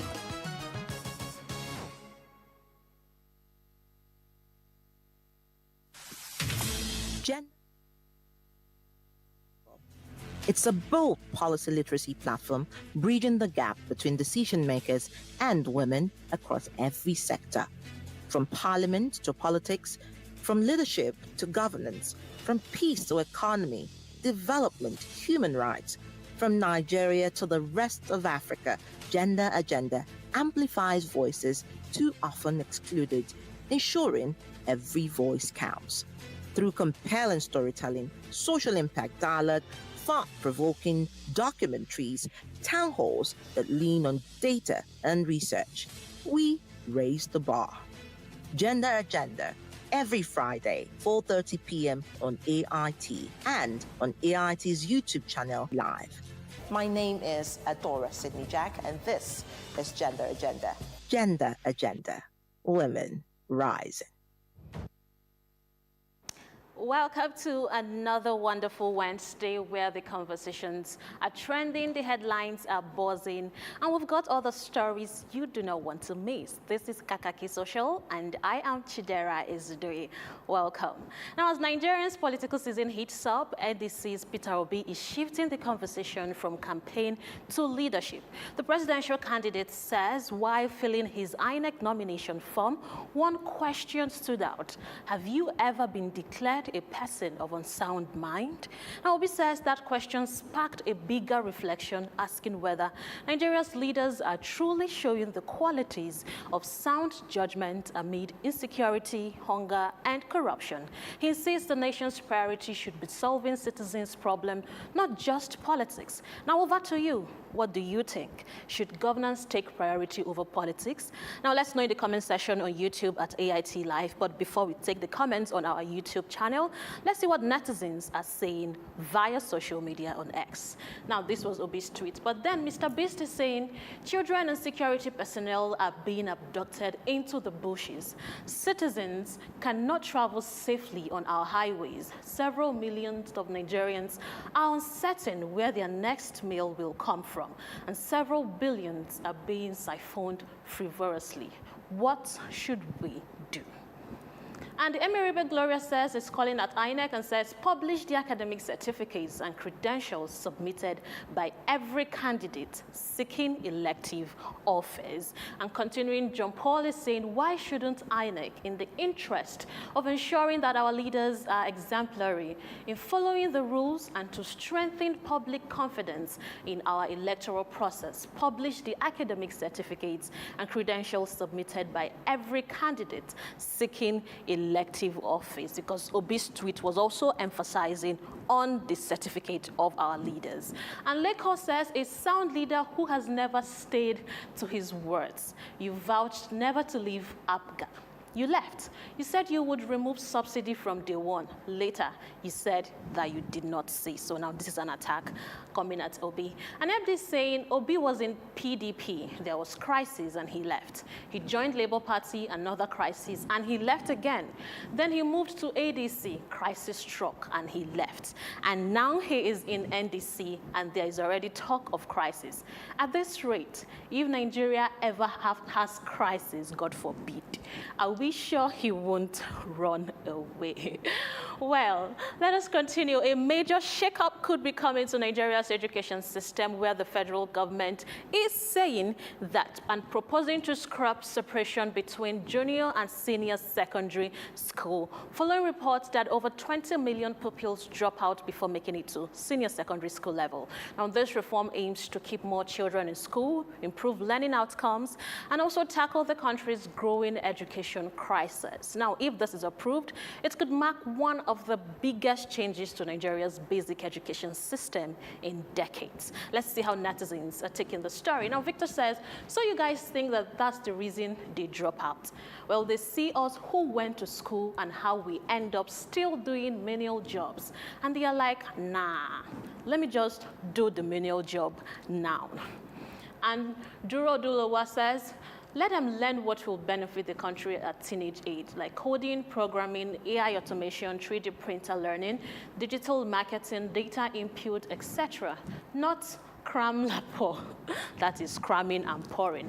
After some few months, they won't even remember or implement it for the benefit of her country. And in the same line, Youth in Process is saying the initiative may be commendable, but coming from an institution that has struggled to conduct seamless JAMB and WAEC examinations in consecutive years and still cannot let candidates view their scores immediately after the examination without paying for scratch card, it is difficult to trust its broader reform agenda. And finally, Kasima Success say they believe poverty is the only tool to control the people. They keep patrolling the fire of poverty so that we won't have a chance to stand alone. When we are tired, we will get our freedom ourselves. Well, continuing, our dear President Bola Tinubu has approved 27 major road projects worth over 3.9 trillion naira across 15 states of Nigeria. Now, this project, which spans including states like Lagos, Oyo, Benue, Cross River States, Kogi, Plateau, and Adamawa, are aimed at improving road infrastructure and boosting economic activities. Among the biggest approval is the 1.8 trillion naira reward of the 409-kilometer dual carriageway project in Niger State under the tax credit scheme. The federal government says the project will enhance connectivity, ease transportation, and drive national development in Nigeria. Let's see what netizens have been saying. Now, Biola is saying, I've never seen this type of massive construction going on in any country or my country at the same time before. I see 4 roads here which I have clamored for before. Thank goodness Siwaju is fixing them, or you will be more happy with the sets of projects. And continuing, Ariza says, if you truly wanted to do this honestly, why not start immediately upon entering office? You bought an unnecessary plane, removed subsidies, and used the money to enrich governors, spent billions on the vice president's lodge, billions on solar panels at Aso Rock, and 15 trillion on a coastal road that has not been completed. All this money should have tiled the entire road in Nigeria. And then Blackman says, what better president can Nigerians crave for? It's only a dishonest person that can say that this government is not working. And continuing, another reaction is coming from Mike Ola, who says, and when was this road project approved? What is the state of those roads as we speak? So simply because Peter Obi talked about road yesterday, you quickly called press to say all this. Yet, they claim the presidency does not shiver when Obi talks. You all wait till close to election period to start being active with your policies. It's okay. Now, tensions rose in South Africa as protesters took to the streets demanding that authorities enforce a June 30th deadline for undocumented immigrants to leave the country. Demonstrators say the government must tighten border security and address concerns over jobs, crime, and public service. The protests have reignited the country's heated immigration debate, with security agencies on alert to prevent the demonstration from escalating into violence. Now, yesterday was June 30th, and this video took place yesterday. Let's take a look.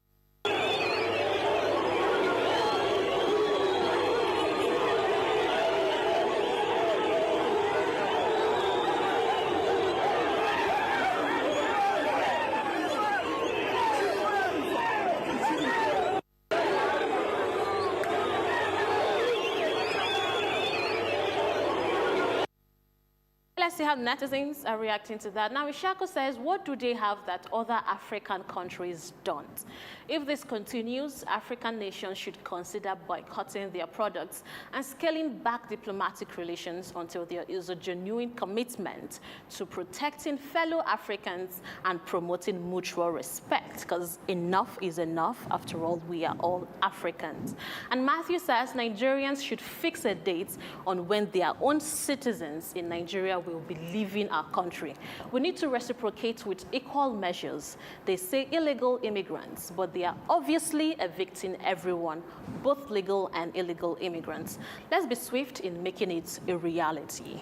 And continuing the same line, The Voice on Niger says, I'm a full-blooded Nigerian, before some people start saying otherwise. But let me say this for free. I don't see what is wrong in what South Africans are doing.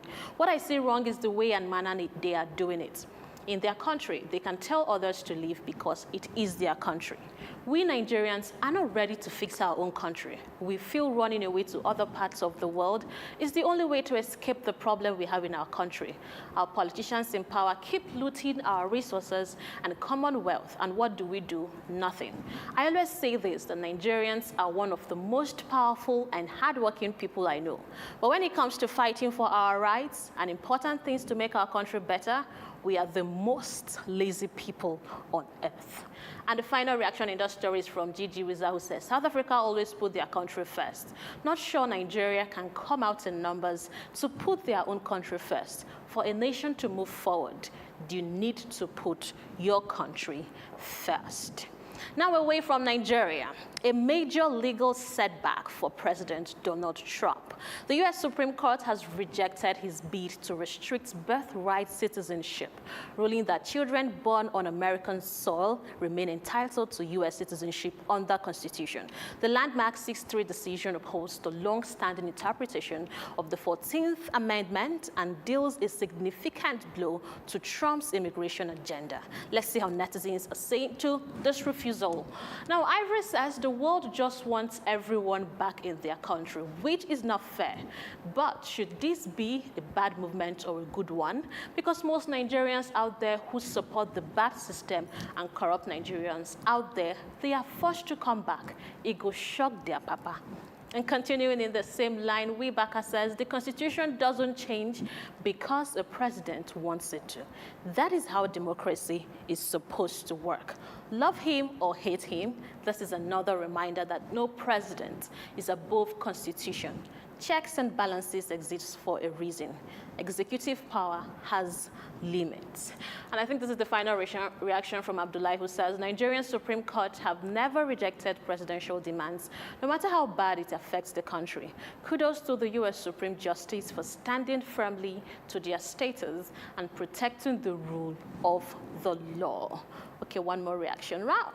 Now that is where we say, this is where we end up this segment this morning on Kakaaki Social. You can reach us via the social media handles you see on the screen, and we can be taking your reactions live on YouTube. So just engage, comments, and we will tell you that we are here and we got you covered. See you same time tomorrow. My name is Chidera Izudoye.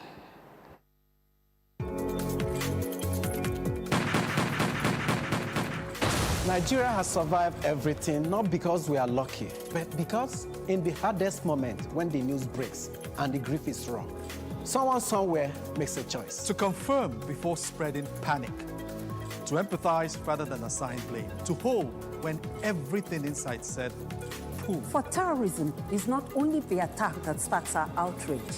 Terrorism is also the choices that follow, the ones that feed division and erode the bonds of nationhood and patriotism that hold us together as Nigerians. Let us choose to defeat terror, one division at a time. Take a pause. Choose Nigeria. Let's all unite against terror.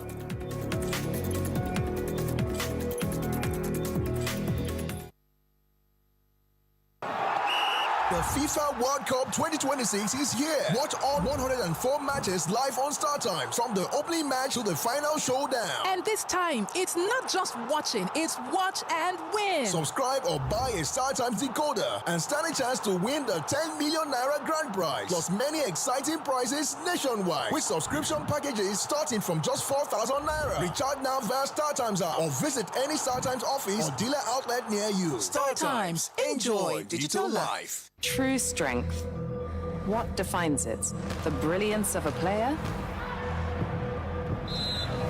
Or when a team comes together to win? A solo beat? Or the rhythm of many? The flair of one dancer? Or the art of a troupe? One distinct voice, or the beauty of the symphony. At FCMB Group, we build ecosystems, empower communities, and create the future. Because we believe it's not just one, but the power of the group that delivers the future we all desire. FCMB.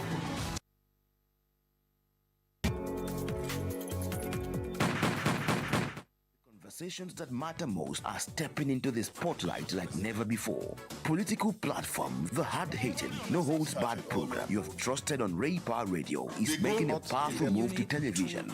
Tune in to Africa Independent Television, AIT, as political platform debuts on your screen, bringing deeper analysis, sharper debates, and the voices shaping our nation's future right into your screens. From policy and politics breakdowns to real-time discussions with key stakeholders, this is more than a program. It is where opinions are tested, truths are uncovered, and the people's voice is heard. Join seasoned hosts and expert guests as they tackle the issues that define our democracy. No filters, no distractions, just real talk. Political platform now on AIT, 9 to 10 a.m. every weekday. Stay informed, stay engaged, be part of the conversation. In the hallowed chambers where laws are forged and a nation's destiny is decided.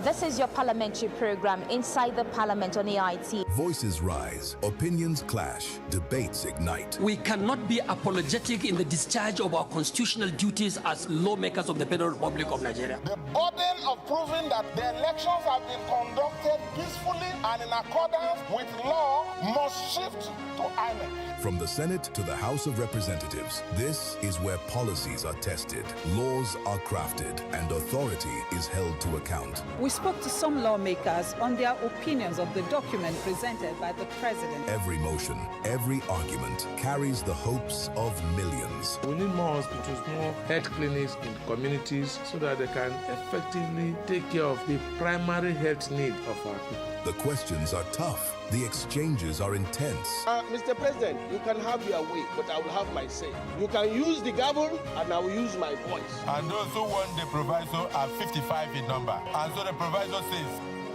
but who truly stands for the people? Who is driving the change that defines our tomorrow? Let us tell ourselves the truth. Why are we here talking about LGBT, GTBT, whatever? Get the answers on Where Nigeria Decides on Inside the Parliament on AIT every Tuesday, 4:30 p.m.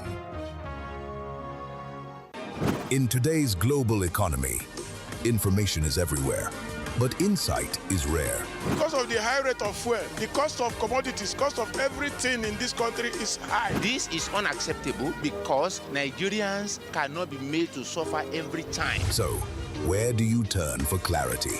The right questions. What is the need for Nigerians? Let's really break it down. Income strata-wise, revenue strata-wise for companies. What are some of the inhibitions that are not making trade work for all? The real answers. Stimulus package must take a different shape beyond what we have seen in sharing of rice, sharing of money. Nancy brings it to you on Moneyline with Nancy. Good morning, everyone, and welcome to Moneyline with Nancy. Clear, well-researched conversations focused on what truly impacts you. Is it that we don't know the number of MSMEs we have in the country, or we don't know where they are? I don't think we can identify 40-something million MSMEs as a people and as a country. Nigeria has the policy framework in place to be a leader on this approach. You can make farmers bankable. Moneyline with Nancy now airs 10 a.m. to 11 a.m. weekdays, live on AIT and online. If it matters to the economy, join us.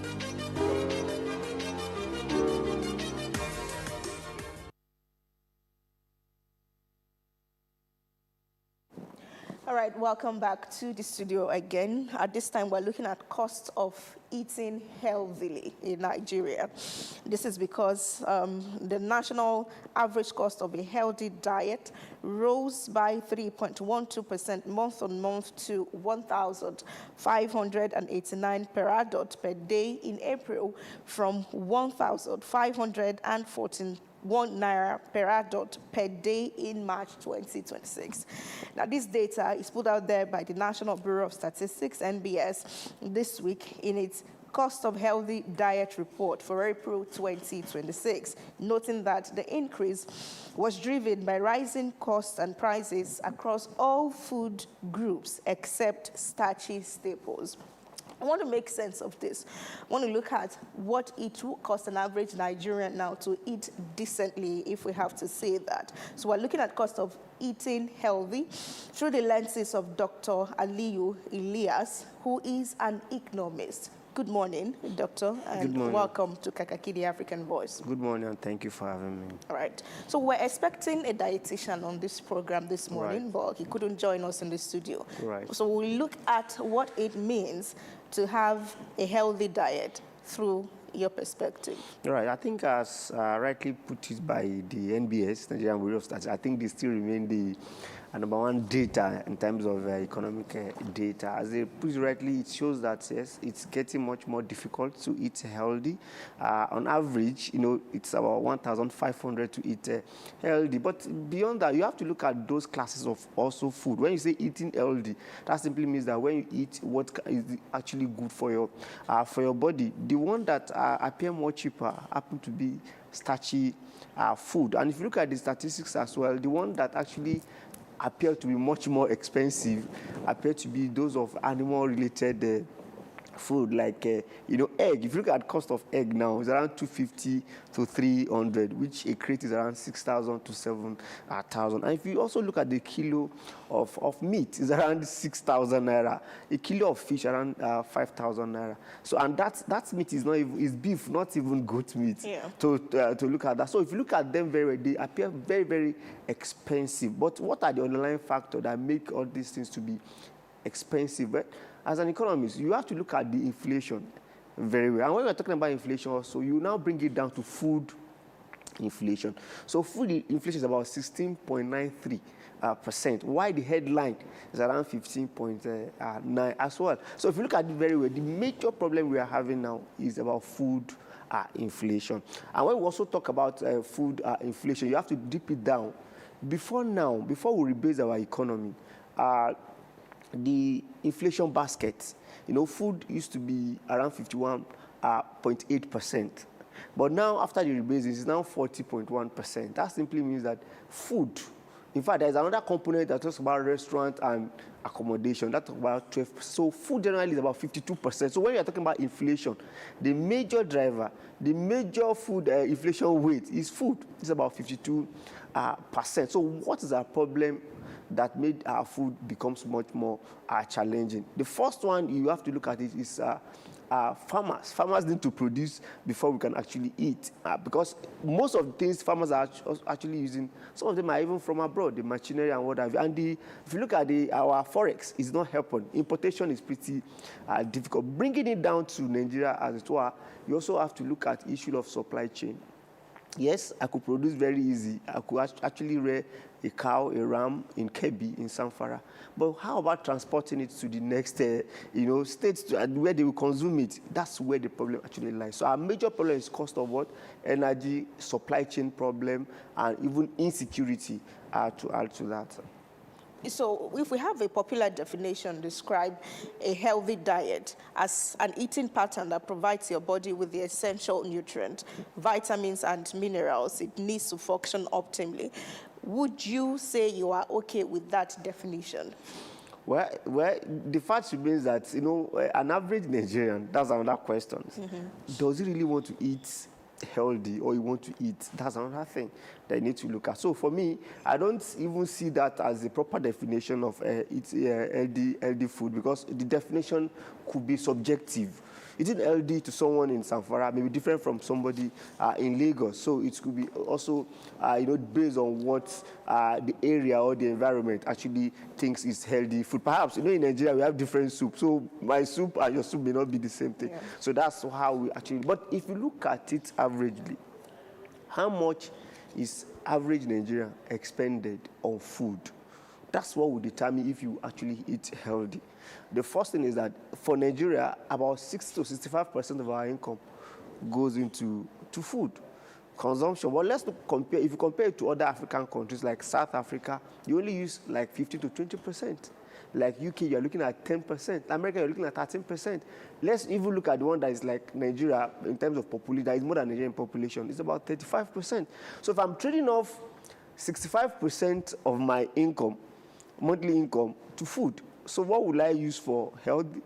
What will I use for education? What will I use for transportation? Savings. That simply means that the cost of eating is actually eroding the purchasing power of average Nigerians. Okay, so let's now come to what concerns you, economy. Yes. In Nigeria, we just discussed how the NBS has put 1,589 naira to say that is what an adult needs daily to feed in the healthy way. I want to ask, how realistic is even this figure, and how are they computed? How do we just arrive at 0% and then everyone runs with the data? Right, so what they're actually doing is an average of it. Because, you know, Nigeria today, we have our statistics are states and the federal capital. So the consumption cost is not the same thing. So if you look at it very well, I think from the data, it appears Ekiti happens to be the highest, if I'm not mistaken, and Zamfara should be the lowest. So that simply means that you look at the average of it and comes up with this. They have data that actually use. But for me, if you look at this, if you go to Lagos, maybe on the street, you can actually get an average meal, maybe at 2,500. Yes, so in Ekiti, for example, yes. You said it's 2,036 naira per day. In Imo, 2,018 naira per day. In Bayelsa, 1,909 naira a day. And then it's cheaper in Adamawa State, 979 naira per day. Maybe we should all relocate. But the fact remains that what type of meal, you know, and does it have the expected protein? You know, some people may want to balance the food. So are we talking about, if you want to balance the food, even in Adama we are talking about, I'm not sure to be less than 2,500. And that's why we have to look at it on average basis. That's what the statistics actually that's why I'm looking at how realistic it is. You read these things on paper, you go to the market, and it's a different experience. It's not every day that we cook our food. Some days it's not convenient. You don't even have the time for your kitchen. And then we buy food at least once a week or something. So we have this experience of how it works. We're reading on paper, then we go to the restaurant, and then Madam is telling us, 5,000 naira. You're like, no, this is not what the government says. Well, the fact remains that, you know, the yardstick to actually measure it's differ. Because when they're talking about, they're not talking about big restaurant. They're looking at average food, you know, that people can actually afford at their locality. So you don't look at it and compare to maybe city center or urban. They are not actually saying that. And that's why they have that as average. But to come to reality in Nigeria, I doubt if any Nigerian could actually expend less than 3,000 naira to eat in a day. So this is something to rely on or not? The reliability of this data? You know, they have much more data, and it's based on that data that they actually bring this out. So for this, I think to have a benchmark, this is actually not bad at all. All right, let's look at inflation in Nigeria, food inflation particularly, that is standing at 16.96% year on year, and that's coming from up 16.68% in the previous month. Can Nigerians indeed afford a healthy diet under such economic circumstances? Right, and that actually gives us a, it's quite expository to what we're actually talking about. Because if you look at the major push for this inflation is just the food inflation, because the basket is about 52%. So that simply means that there's a lot of things that Nigerians need to do to actually make sure that food becomes much more affordable. I recall that June, specifically 2023, President declared state of emergency on food security. And therein, I was expecting, like he rightly said, that there will be all-round season farming. Because if you have all-round season farming, that simply means that there will be availability. You know, just like recently, we get to know that tomato has come down, and we are saying that it's because of the season. That's why the cost of tomatoes actually comes up. But imagine if you have it all around our season, that will actually help. Another problem we have is the problem of supply chain. You know, if you look at it critically, the Nigeria problem is not even, sometimes it's not a problem of farming to an extent, but a problem of moving the item to where people actually need it, which has to do with cost of energy. Remember that there is subsidy remover, and that has actually increased the cost of transportation. So all these items, remember, they are not being prepared in the city center. They're actually being farmed somewhere, and they have to move it from one place to the other. So I think we need to look at the cost of energy when we're talking about food insecurity in Nigeria. And I think we should not leave all this to the national as well only. The subnational also have to come up to actually do something so that these challenges of food will not be a serious problem for Nigeria, because we are agrarian in nature. But you can also move away from the issue of insecurity. Most farmers have actually jettisoned farming and looking for a better work to do at the city center, and it's also adding to problems. Okay, if we have the time, we might talk about these factors. Yes. Take them turn by turn. As you mentioned, energy, security, farmers unable to even access their farms. Even in Benue, for example, the food basket of the nation, we're not even sure. My neighbor bought me some seeds of tomato this week, and he told me the amount. I was like, are you sure they did not cheat you? He was asking, when was the last time we were at the market? Like, it's so bad that the season we should be having them in excess and cheaply is when we're already buying them this expensively. But the perspectives that you've shared, the data, the statistics, what is the need for government and individuals? Right. What are the lessons? Right. What do we need to do with this data? Right, so, and that's the beauty of the data. When you get to see data like this, it's actually for government, for individual, for subnationals, for even international community to see the area to actually support the country. So for government, I think this is quite, this is showing that yes, Nigerians are not eating healthy. And you know, you have to look at the consequence of not eating healthy. You know, as an economist, we know that it also affects productivity. It affects output of people, both physically and cognitive performance. Because if you don't eat well, remember, you're thinking and what have you. Perhaps we also need to look at our children. You know, if children that are of school age are not eating well at this point in time, remember, it's going to affect their performance. But there's a particular time government even came up with a school feeding program, and the aim is to give them a proper diet. So that in some country, is milk. They actually provide it every day for these children.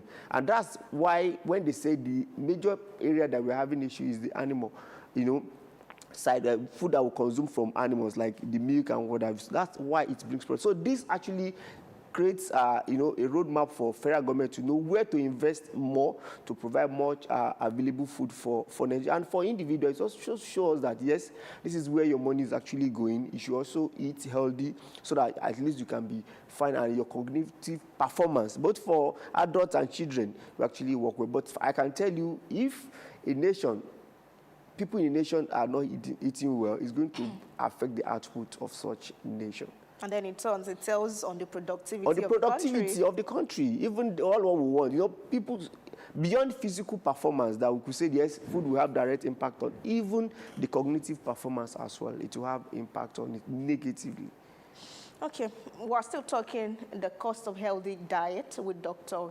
Aliyu Elias. We'll take a short break, and when we return, we'll go further on this conversation. Stay. Get ready for a bold new chapter in political discourse. The conversations that matter most are stepping into the spotlight like never before. Political platform, the hard-hitting, no-holds-barred program you have trusted on Raypa Radio is making a powerful move to television.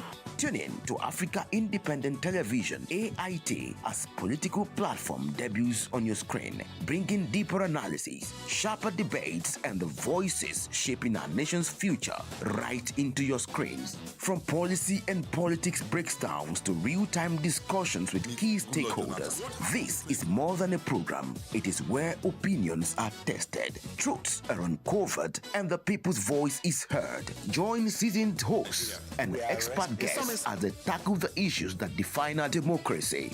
No filters, no distractions, just real talk. Political platform now on AIT, 9 to 10 a.m. every weekday. Stay informed, stay engaged, be part of the conversation.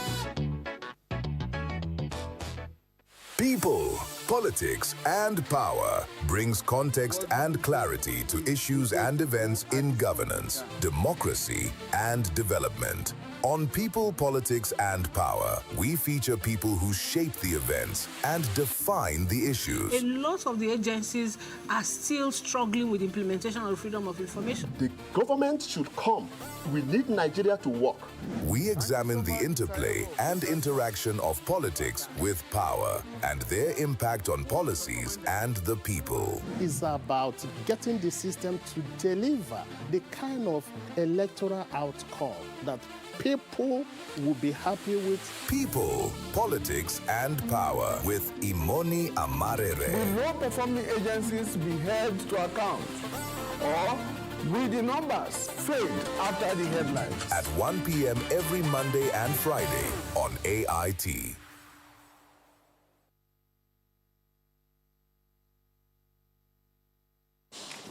All right, thank you so much for being there and welcome back to the program. We're having our second conversation centered on cost of eating healthy with Dr. Aliyu Elias, an economist. Welcome back to the program. And many countries across the globe are faced with a cost of living crisis where it is becoming increasingly difficult for its people to maintain a healthy diet and maintain certain standards of living. And this has led to people micromanaging their living standards, leading to emergence of different types of statistics. And the latest being the one by NBS, National Bureau of Statistics, and its report on costs of a healthy diet. And that's what we're discussing. We're looking at what it means and how to go about this. You've answered questions so far. So if we have to take it state by state, Ekiti, for example, having the highest, over 2,000 naira, and Adamawa having the least of it, less than 1,000 naira, what are the sources of healthy diet in these places? And what do you think makes the difference? Why is it cheaper elsewhere and more expensive somewhere else? Right. So I think it depends on the classes of food. We have if you look at maize, beans, millet, it appears that it's much more available in some places compared to the other. And if you also look at animal-related food, that is much more available in some places compared to the other. So let's look at Adamawa, for instance. Adamawa that we know will have much more availability of maybe goats, more availability of those animal-related food compared to, the Ekiti. Ekiti could have more available of starchy food. So when you are comparing, they have to compare the classes of food and see how much it costs to actually purchase it at different area. And that's how it actually came about, classifying and giving a price to each of them. Perhaps you could see the cost of egg in Ekiti might actually be much more expensive compared to the cost of an egg in Adamawa. So these are the things that actually are put in place to come about the cost of healthy living. And if you look at the statistics, they actually look at it state by state and classify it in terms of percentage. And if you look at it, animal-related one is taking about 42% of what we can get healthy, protein and what have you from food. Okay, I want to take you to a newspaper headline from this morning. Right. It's coming from the Whistler.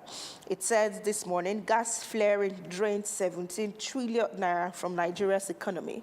As an economist, how much have we lost? We've seen 70 trillion naira. And what does this mean to the economy and the overall well-being of the people as it concerns healthy food and eating for Nigerians? Okay, so let's connect it. Yeah.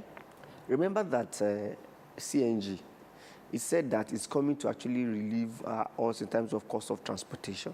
I remember I said the major problem we have in Nigeria about our food is the food supply chain itself.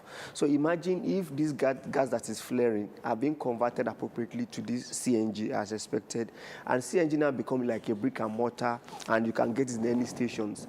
That would have reflected in the cost of healthy living and cost of eating healthy diet, because the availability of such thing in the core north, CNG will make the transport much more cheaper, bringing it down to the south. So the purchasing power of people will actually be, they will have more purchasing power because they would have been spending less on the cost of actually eating healthy. So if you look at those things, so that's why Nigeria must look at the fundamental things that are affecting farm produce. So it's not only about and because of the environment, because of the climate, we must also look at the means of transporting these items. Let me give you an example. During the last festive that Muslims actually have, the cost of animal is much more expensive in the south compared to the north. Because for you to transport one, they could say it's 100,000. By the time you bring it to the south, you say it's 250,000. So these are why things are actually expensive. So we must look at our food supply chain. If you can reduce the problem and the cost of food supply chain, I think this would help us more. Then, how can we have gas and we are allowing it to flare? These are the things we must look at. And if you look at it, we are much more, we have this much more in abundance. So we must find a way to actually make sure that it is converted to use so that we can have a cheaper cost of energy in our country.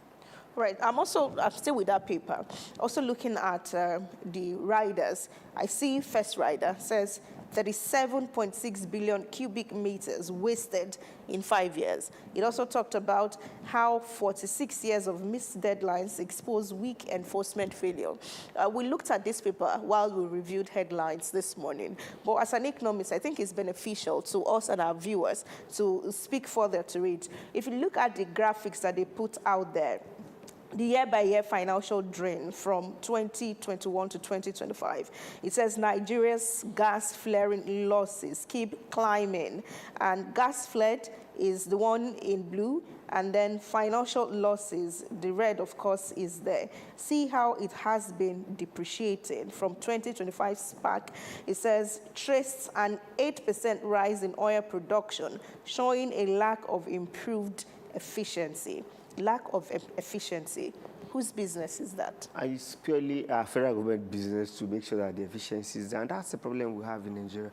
There's what we call comparative advantage. If you cannot take advantage of what you have, your low-hanging fruit, and maximize the opportunity, it becomes a serious problem. So I don't think it's a rocket science at this point in time.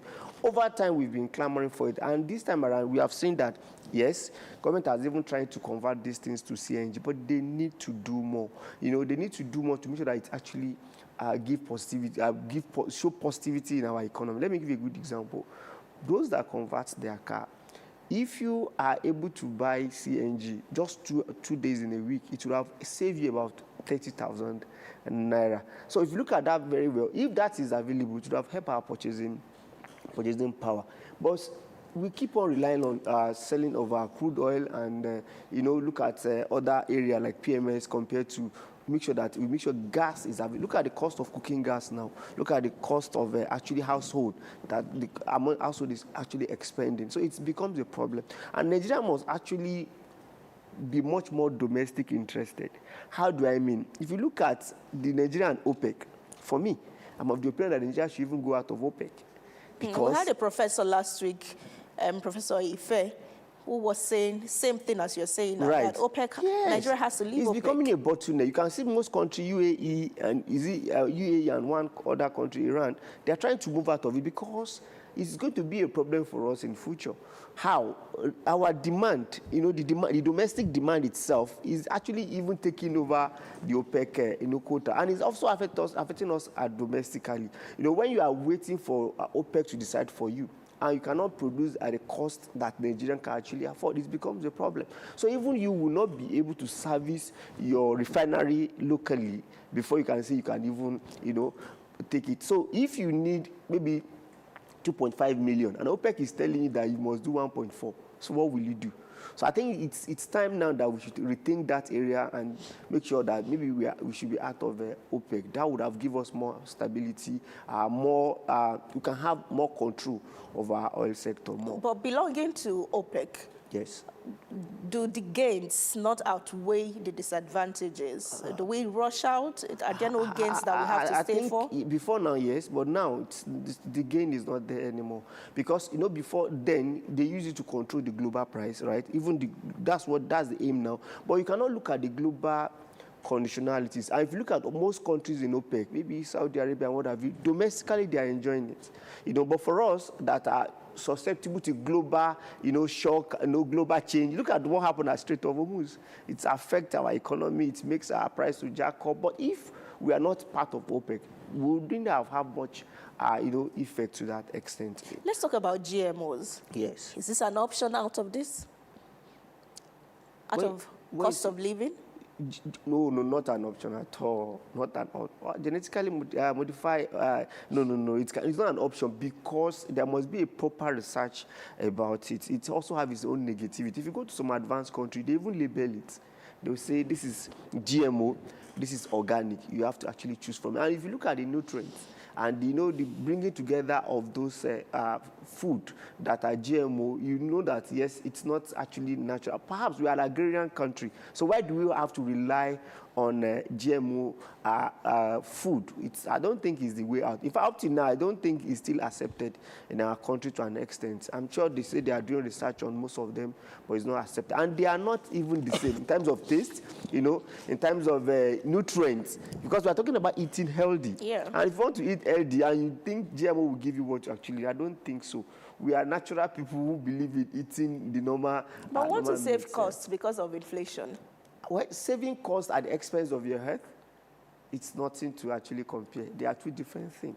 And that's why our government must make sure that those ones we should encourage farmers to do more. But at a particular time we have NISA that actually help the agricultural sector to actually produce more. I think government should do such credit guarantee scheme for farmers more. Like anchor borrower, you also have to look at this critically. Now we are importing some food. But during the anchor borrower, we make sure that we are self-sufficient, if at all it rises to at least 80 to 90%. But now, the problem of farmers now, because farmers are also not smiling at this point in time, things are being imported to the country. So, and when you import, that simply means that, they have to compete with, some imported item, even though cost of fertilizer is also not cheap. So we need to do more to empower our farmers so that we can produce locally and be self-sufficient in terms of food production. All right. Costs of eating healthy is what we've been discussing through the lenses of Dr. Aliyu Elias, an economist. Thank you so much, Doctor, for your time and for your insight. Thank you for having me. All right, from there, we'll go to entertainment and lifestyle because it's Wednesday today. Hello and welcome to Entertainment and Lifestyle on Kakaaki, the African Voice. I am Chidera Izugbe. The biggest names in Black entertainment came together at the 2026 BET Awards, but it was American star Taina Taylor and hip-hop duo Clips who stole the spotlight, emerging the night's biggest winners. Held at the Peacock Theater in Los Angeles on Sunday evening, June 28th, and hosted by Drewski, the ceremony celebrated excellence across music, film, television, and sports. Taylor and Clips dominated with multiple awards, while Nigerian Afrobeat stars Wizkid, Burna Boy, Tems, and Ashake missed out despite earning nominations in competitive categories. Although the Nigerian stars left without trophies, Tems still thrilled the audience with a standout performance and later joined an all-star tribute honoring Lauryn Hill, who received the inaugural Living Legend Icon Award. Here are some of the major winners. Icon of the Year, Taina Taylor. Best Group, Clips. Best Female Hip-Hop Artist, Cardi B. Best Male R&B Pop Artist, Leon Thomas. Best Female R&B Pop Artist, Kalani. Best Collaboration, clips featuring Kendrick Lamar for Chains and Whips. 77-year-old American singer, songwriter, and music producer Lionel Richie has postponed a number of shows on doctor's advice. He was reportedly taken to hospital after a show and was cut short during a concert in St. Paul, Minnesota, United States, after he began to feel ill. A statement posted on Instagram read, "Under advisement by doctors to rest and return to full health, Lionel Richie has postponed his next 2 shows." Former Miss Universe Nigeria Chidinma Adesina is facing fresh deportation proceedings after she was reportedly arrested in Cape Town for allegedly residing in South Africa illegally. The 25-year-old was said to have appeared before the Cape Town Regional Court on June 9, 2026, and was released on warnings. She is expected to return to court next month as South Africa's Department of Home Affairs continues efforts to deport her. In court documents, immigration authorities have alleged that Adesina does not have lawful residential status in South Africa, therefore residing in the country is illegal.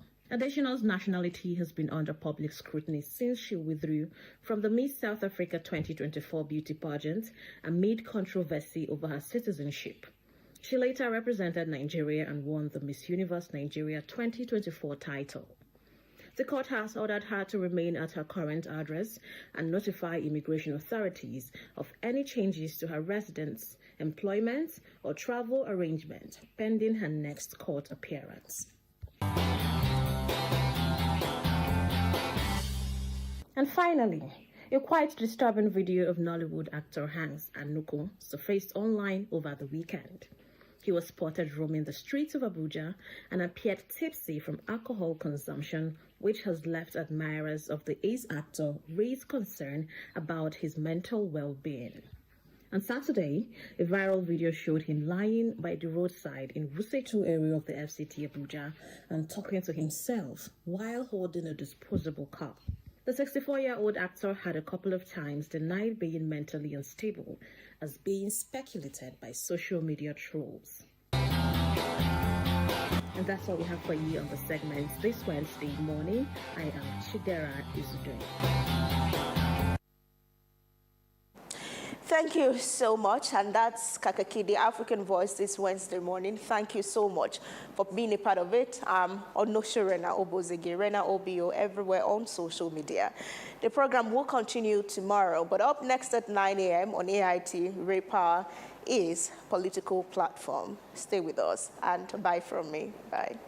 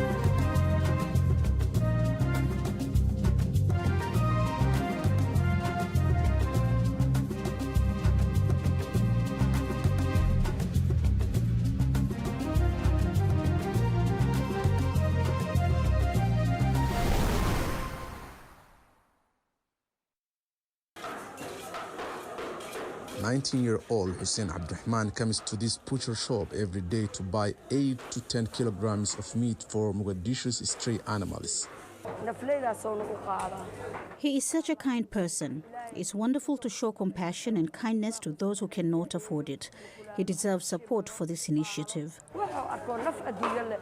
Nearly 70% of Somalis live in poverty, making it challenging for many to afford food for their families, let alone for their pets. So Abdurrahman is filling that gap. My goal is simple: to spread love and kindness throughout society. It's not just about animals, it's about reaching every corner of our community, from humans to animals, with compassion. There are no official numbers for the street animals roaming the streets of Mogadishu, but they are part of the urban scenery. Feeding the animals demand both time and money. Abdurrahman, who works at a commodity shop, dedicates a significant portion of his modest income to this cause.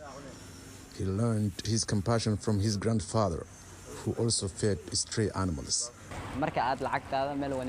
When you spend your money on good things, surely you will get back more, and your good deeds are already recorded by the angels.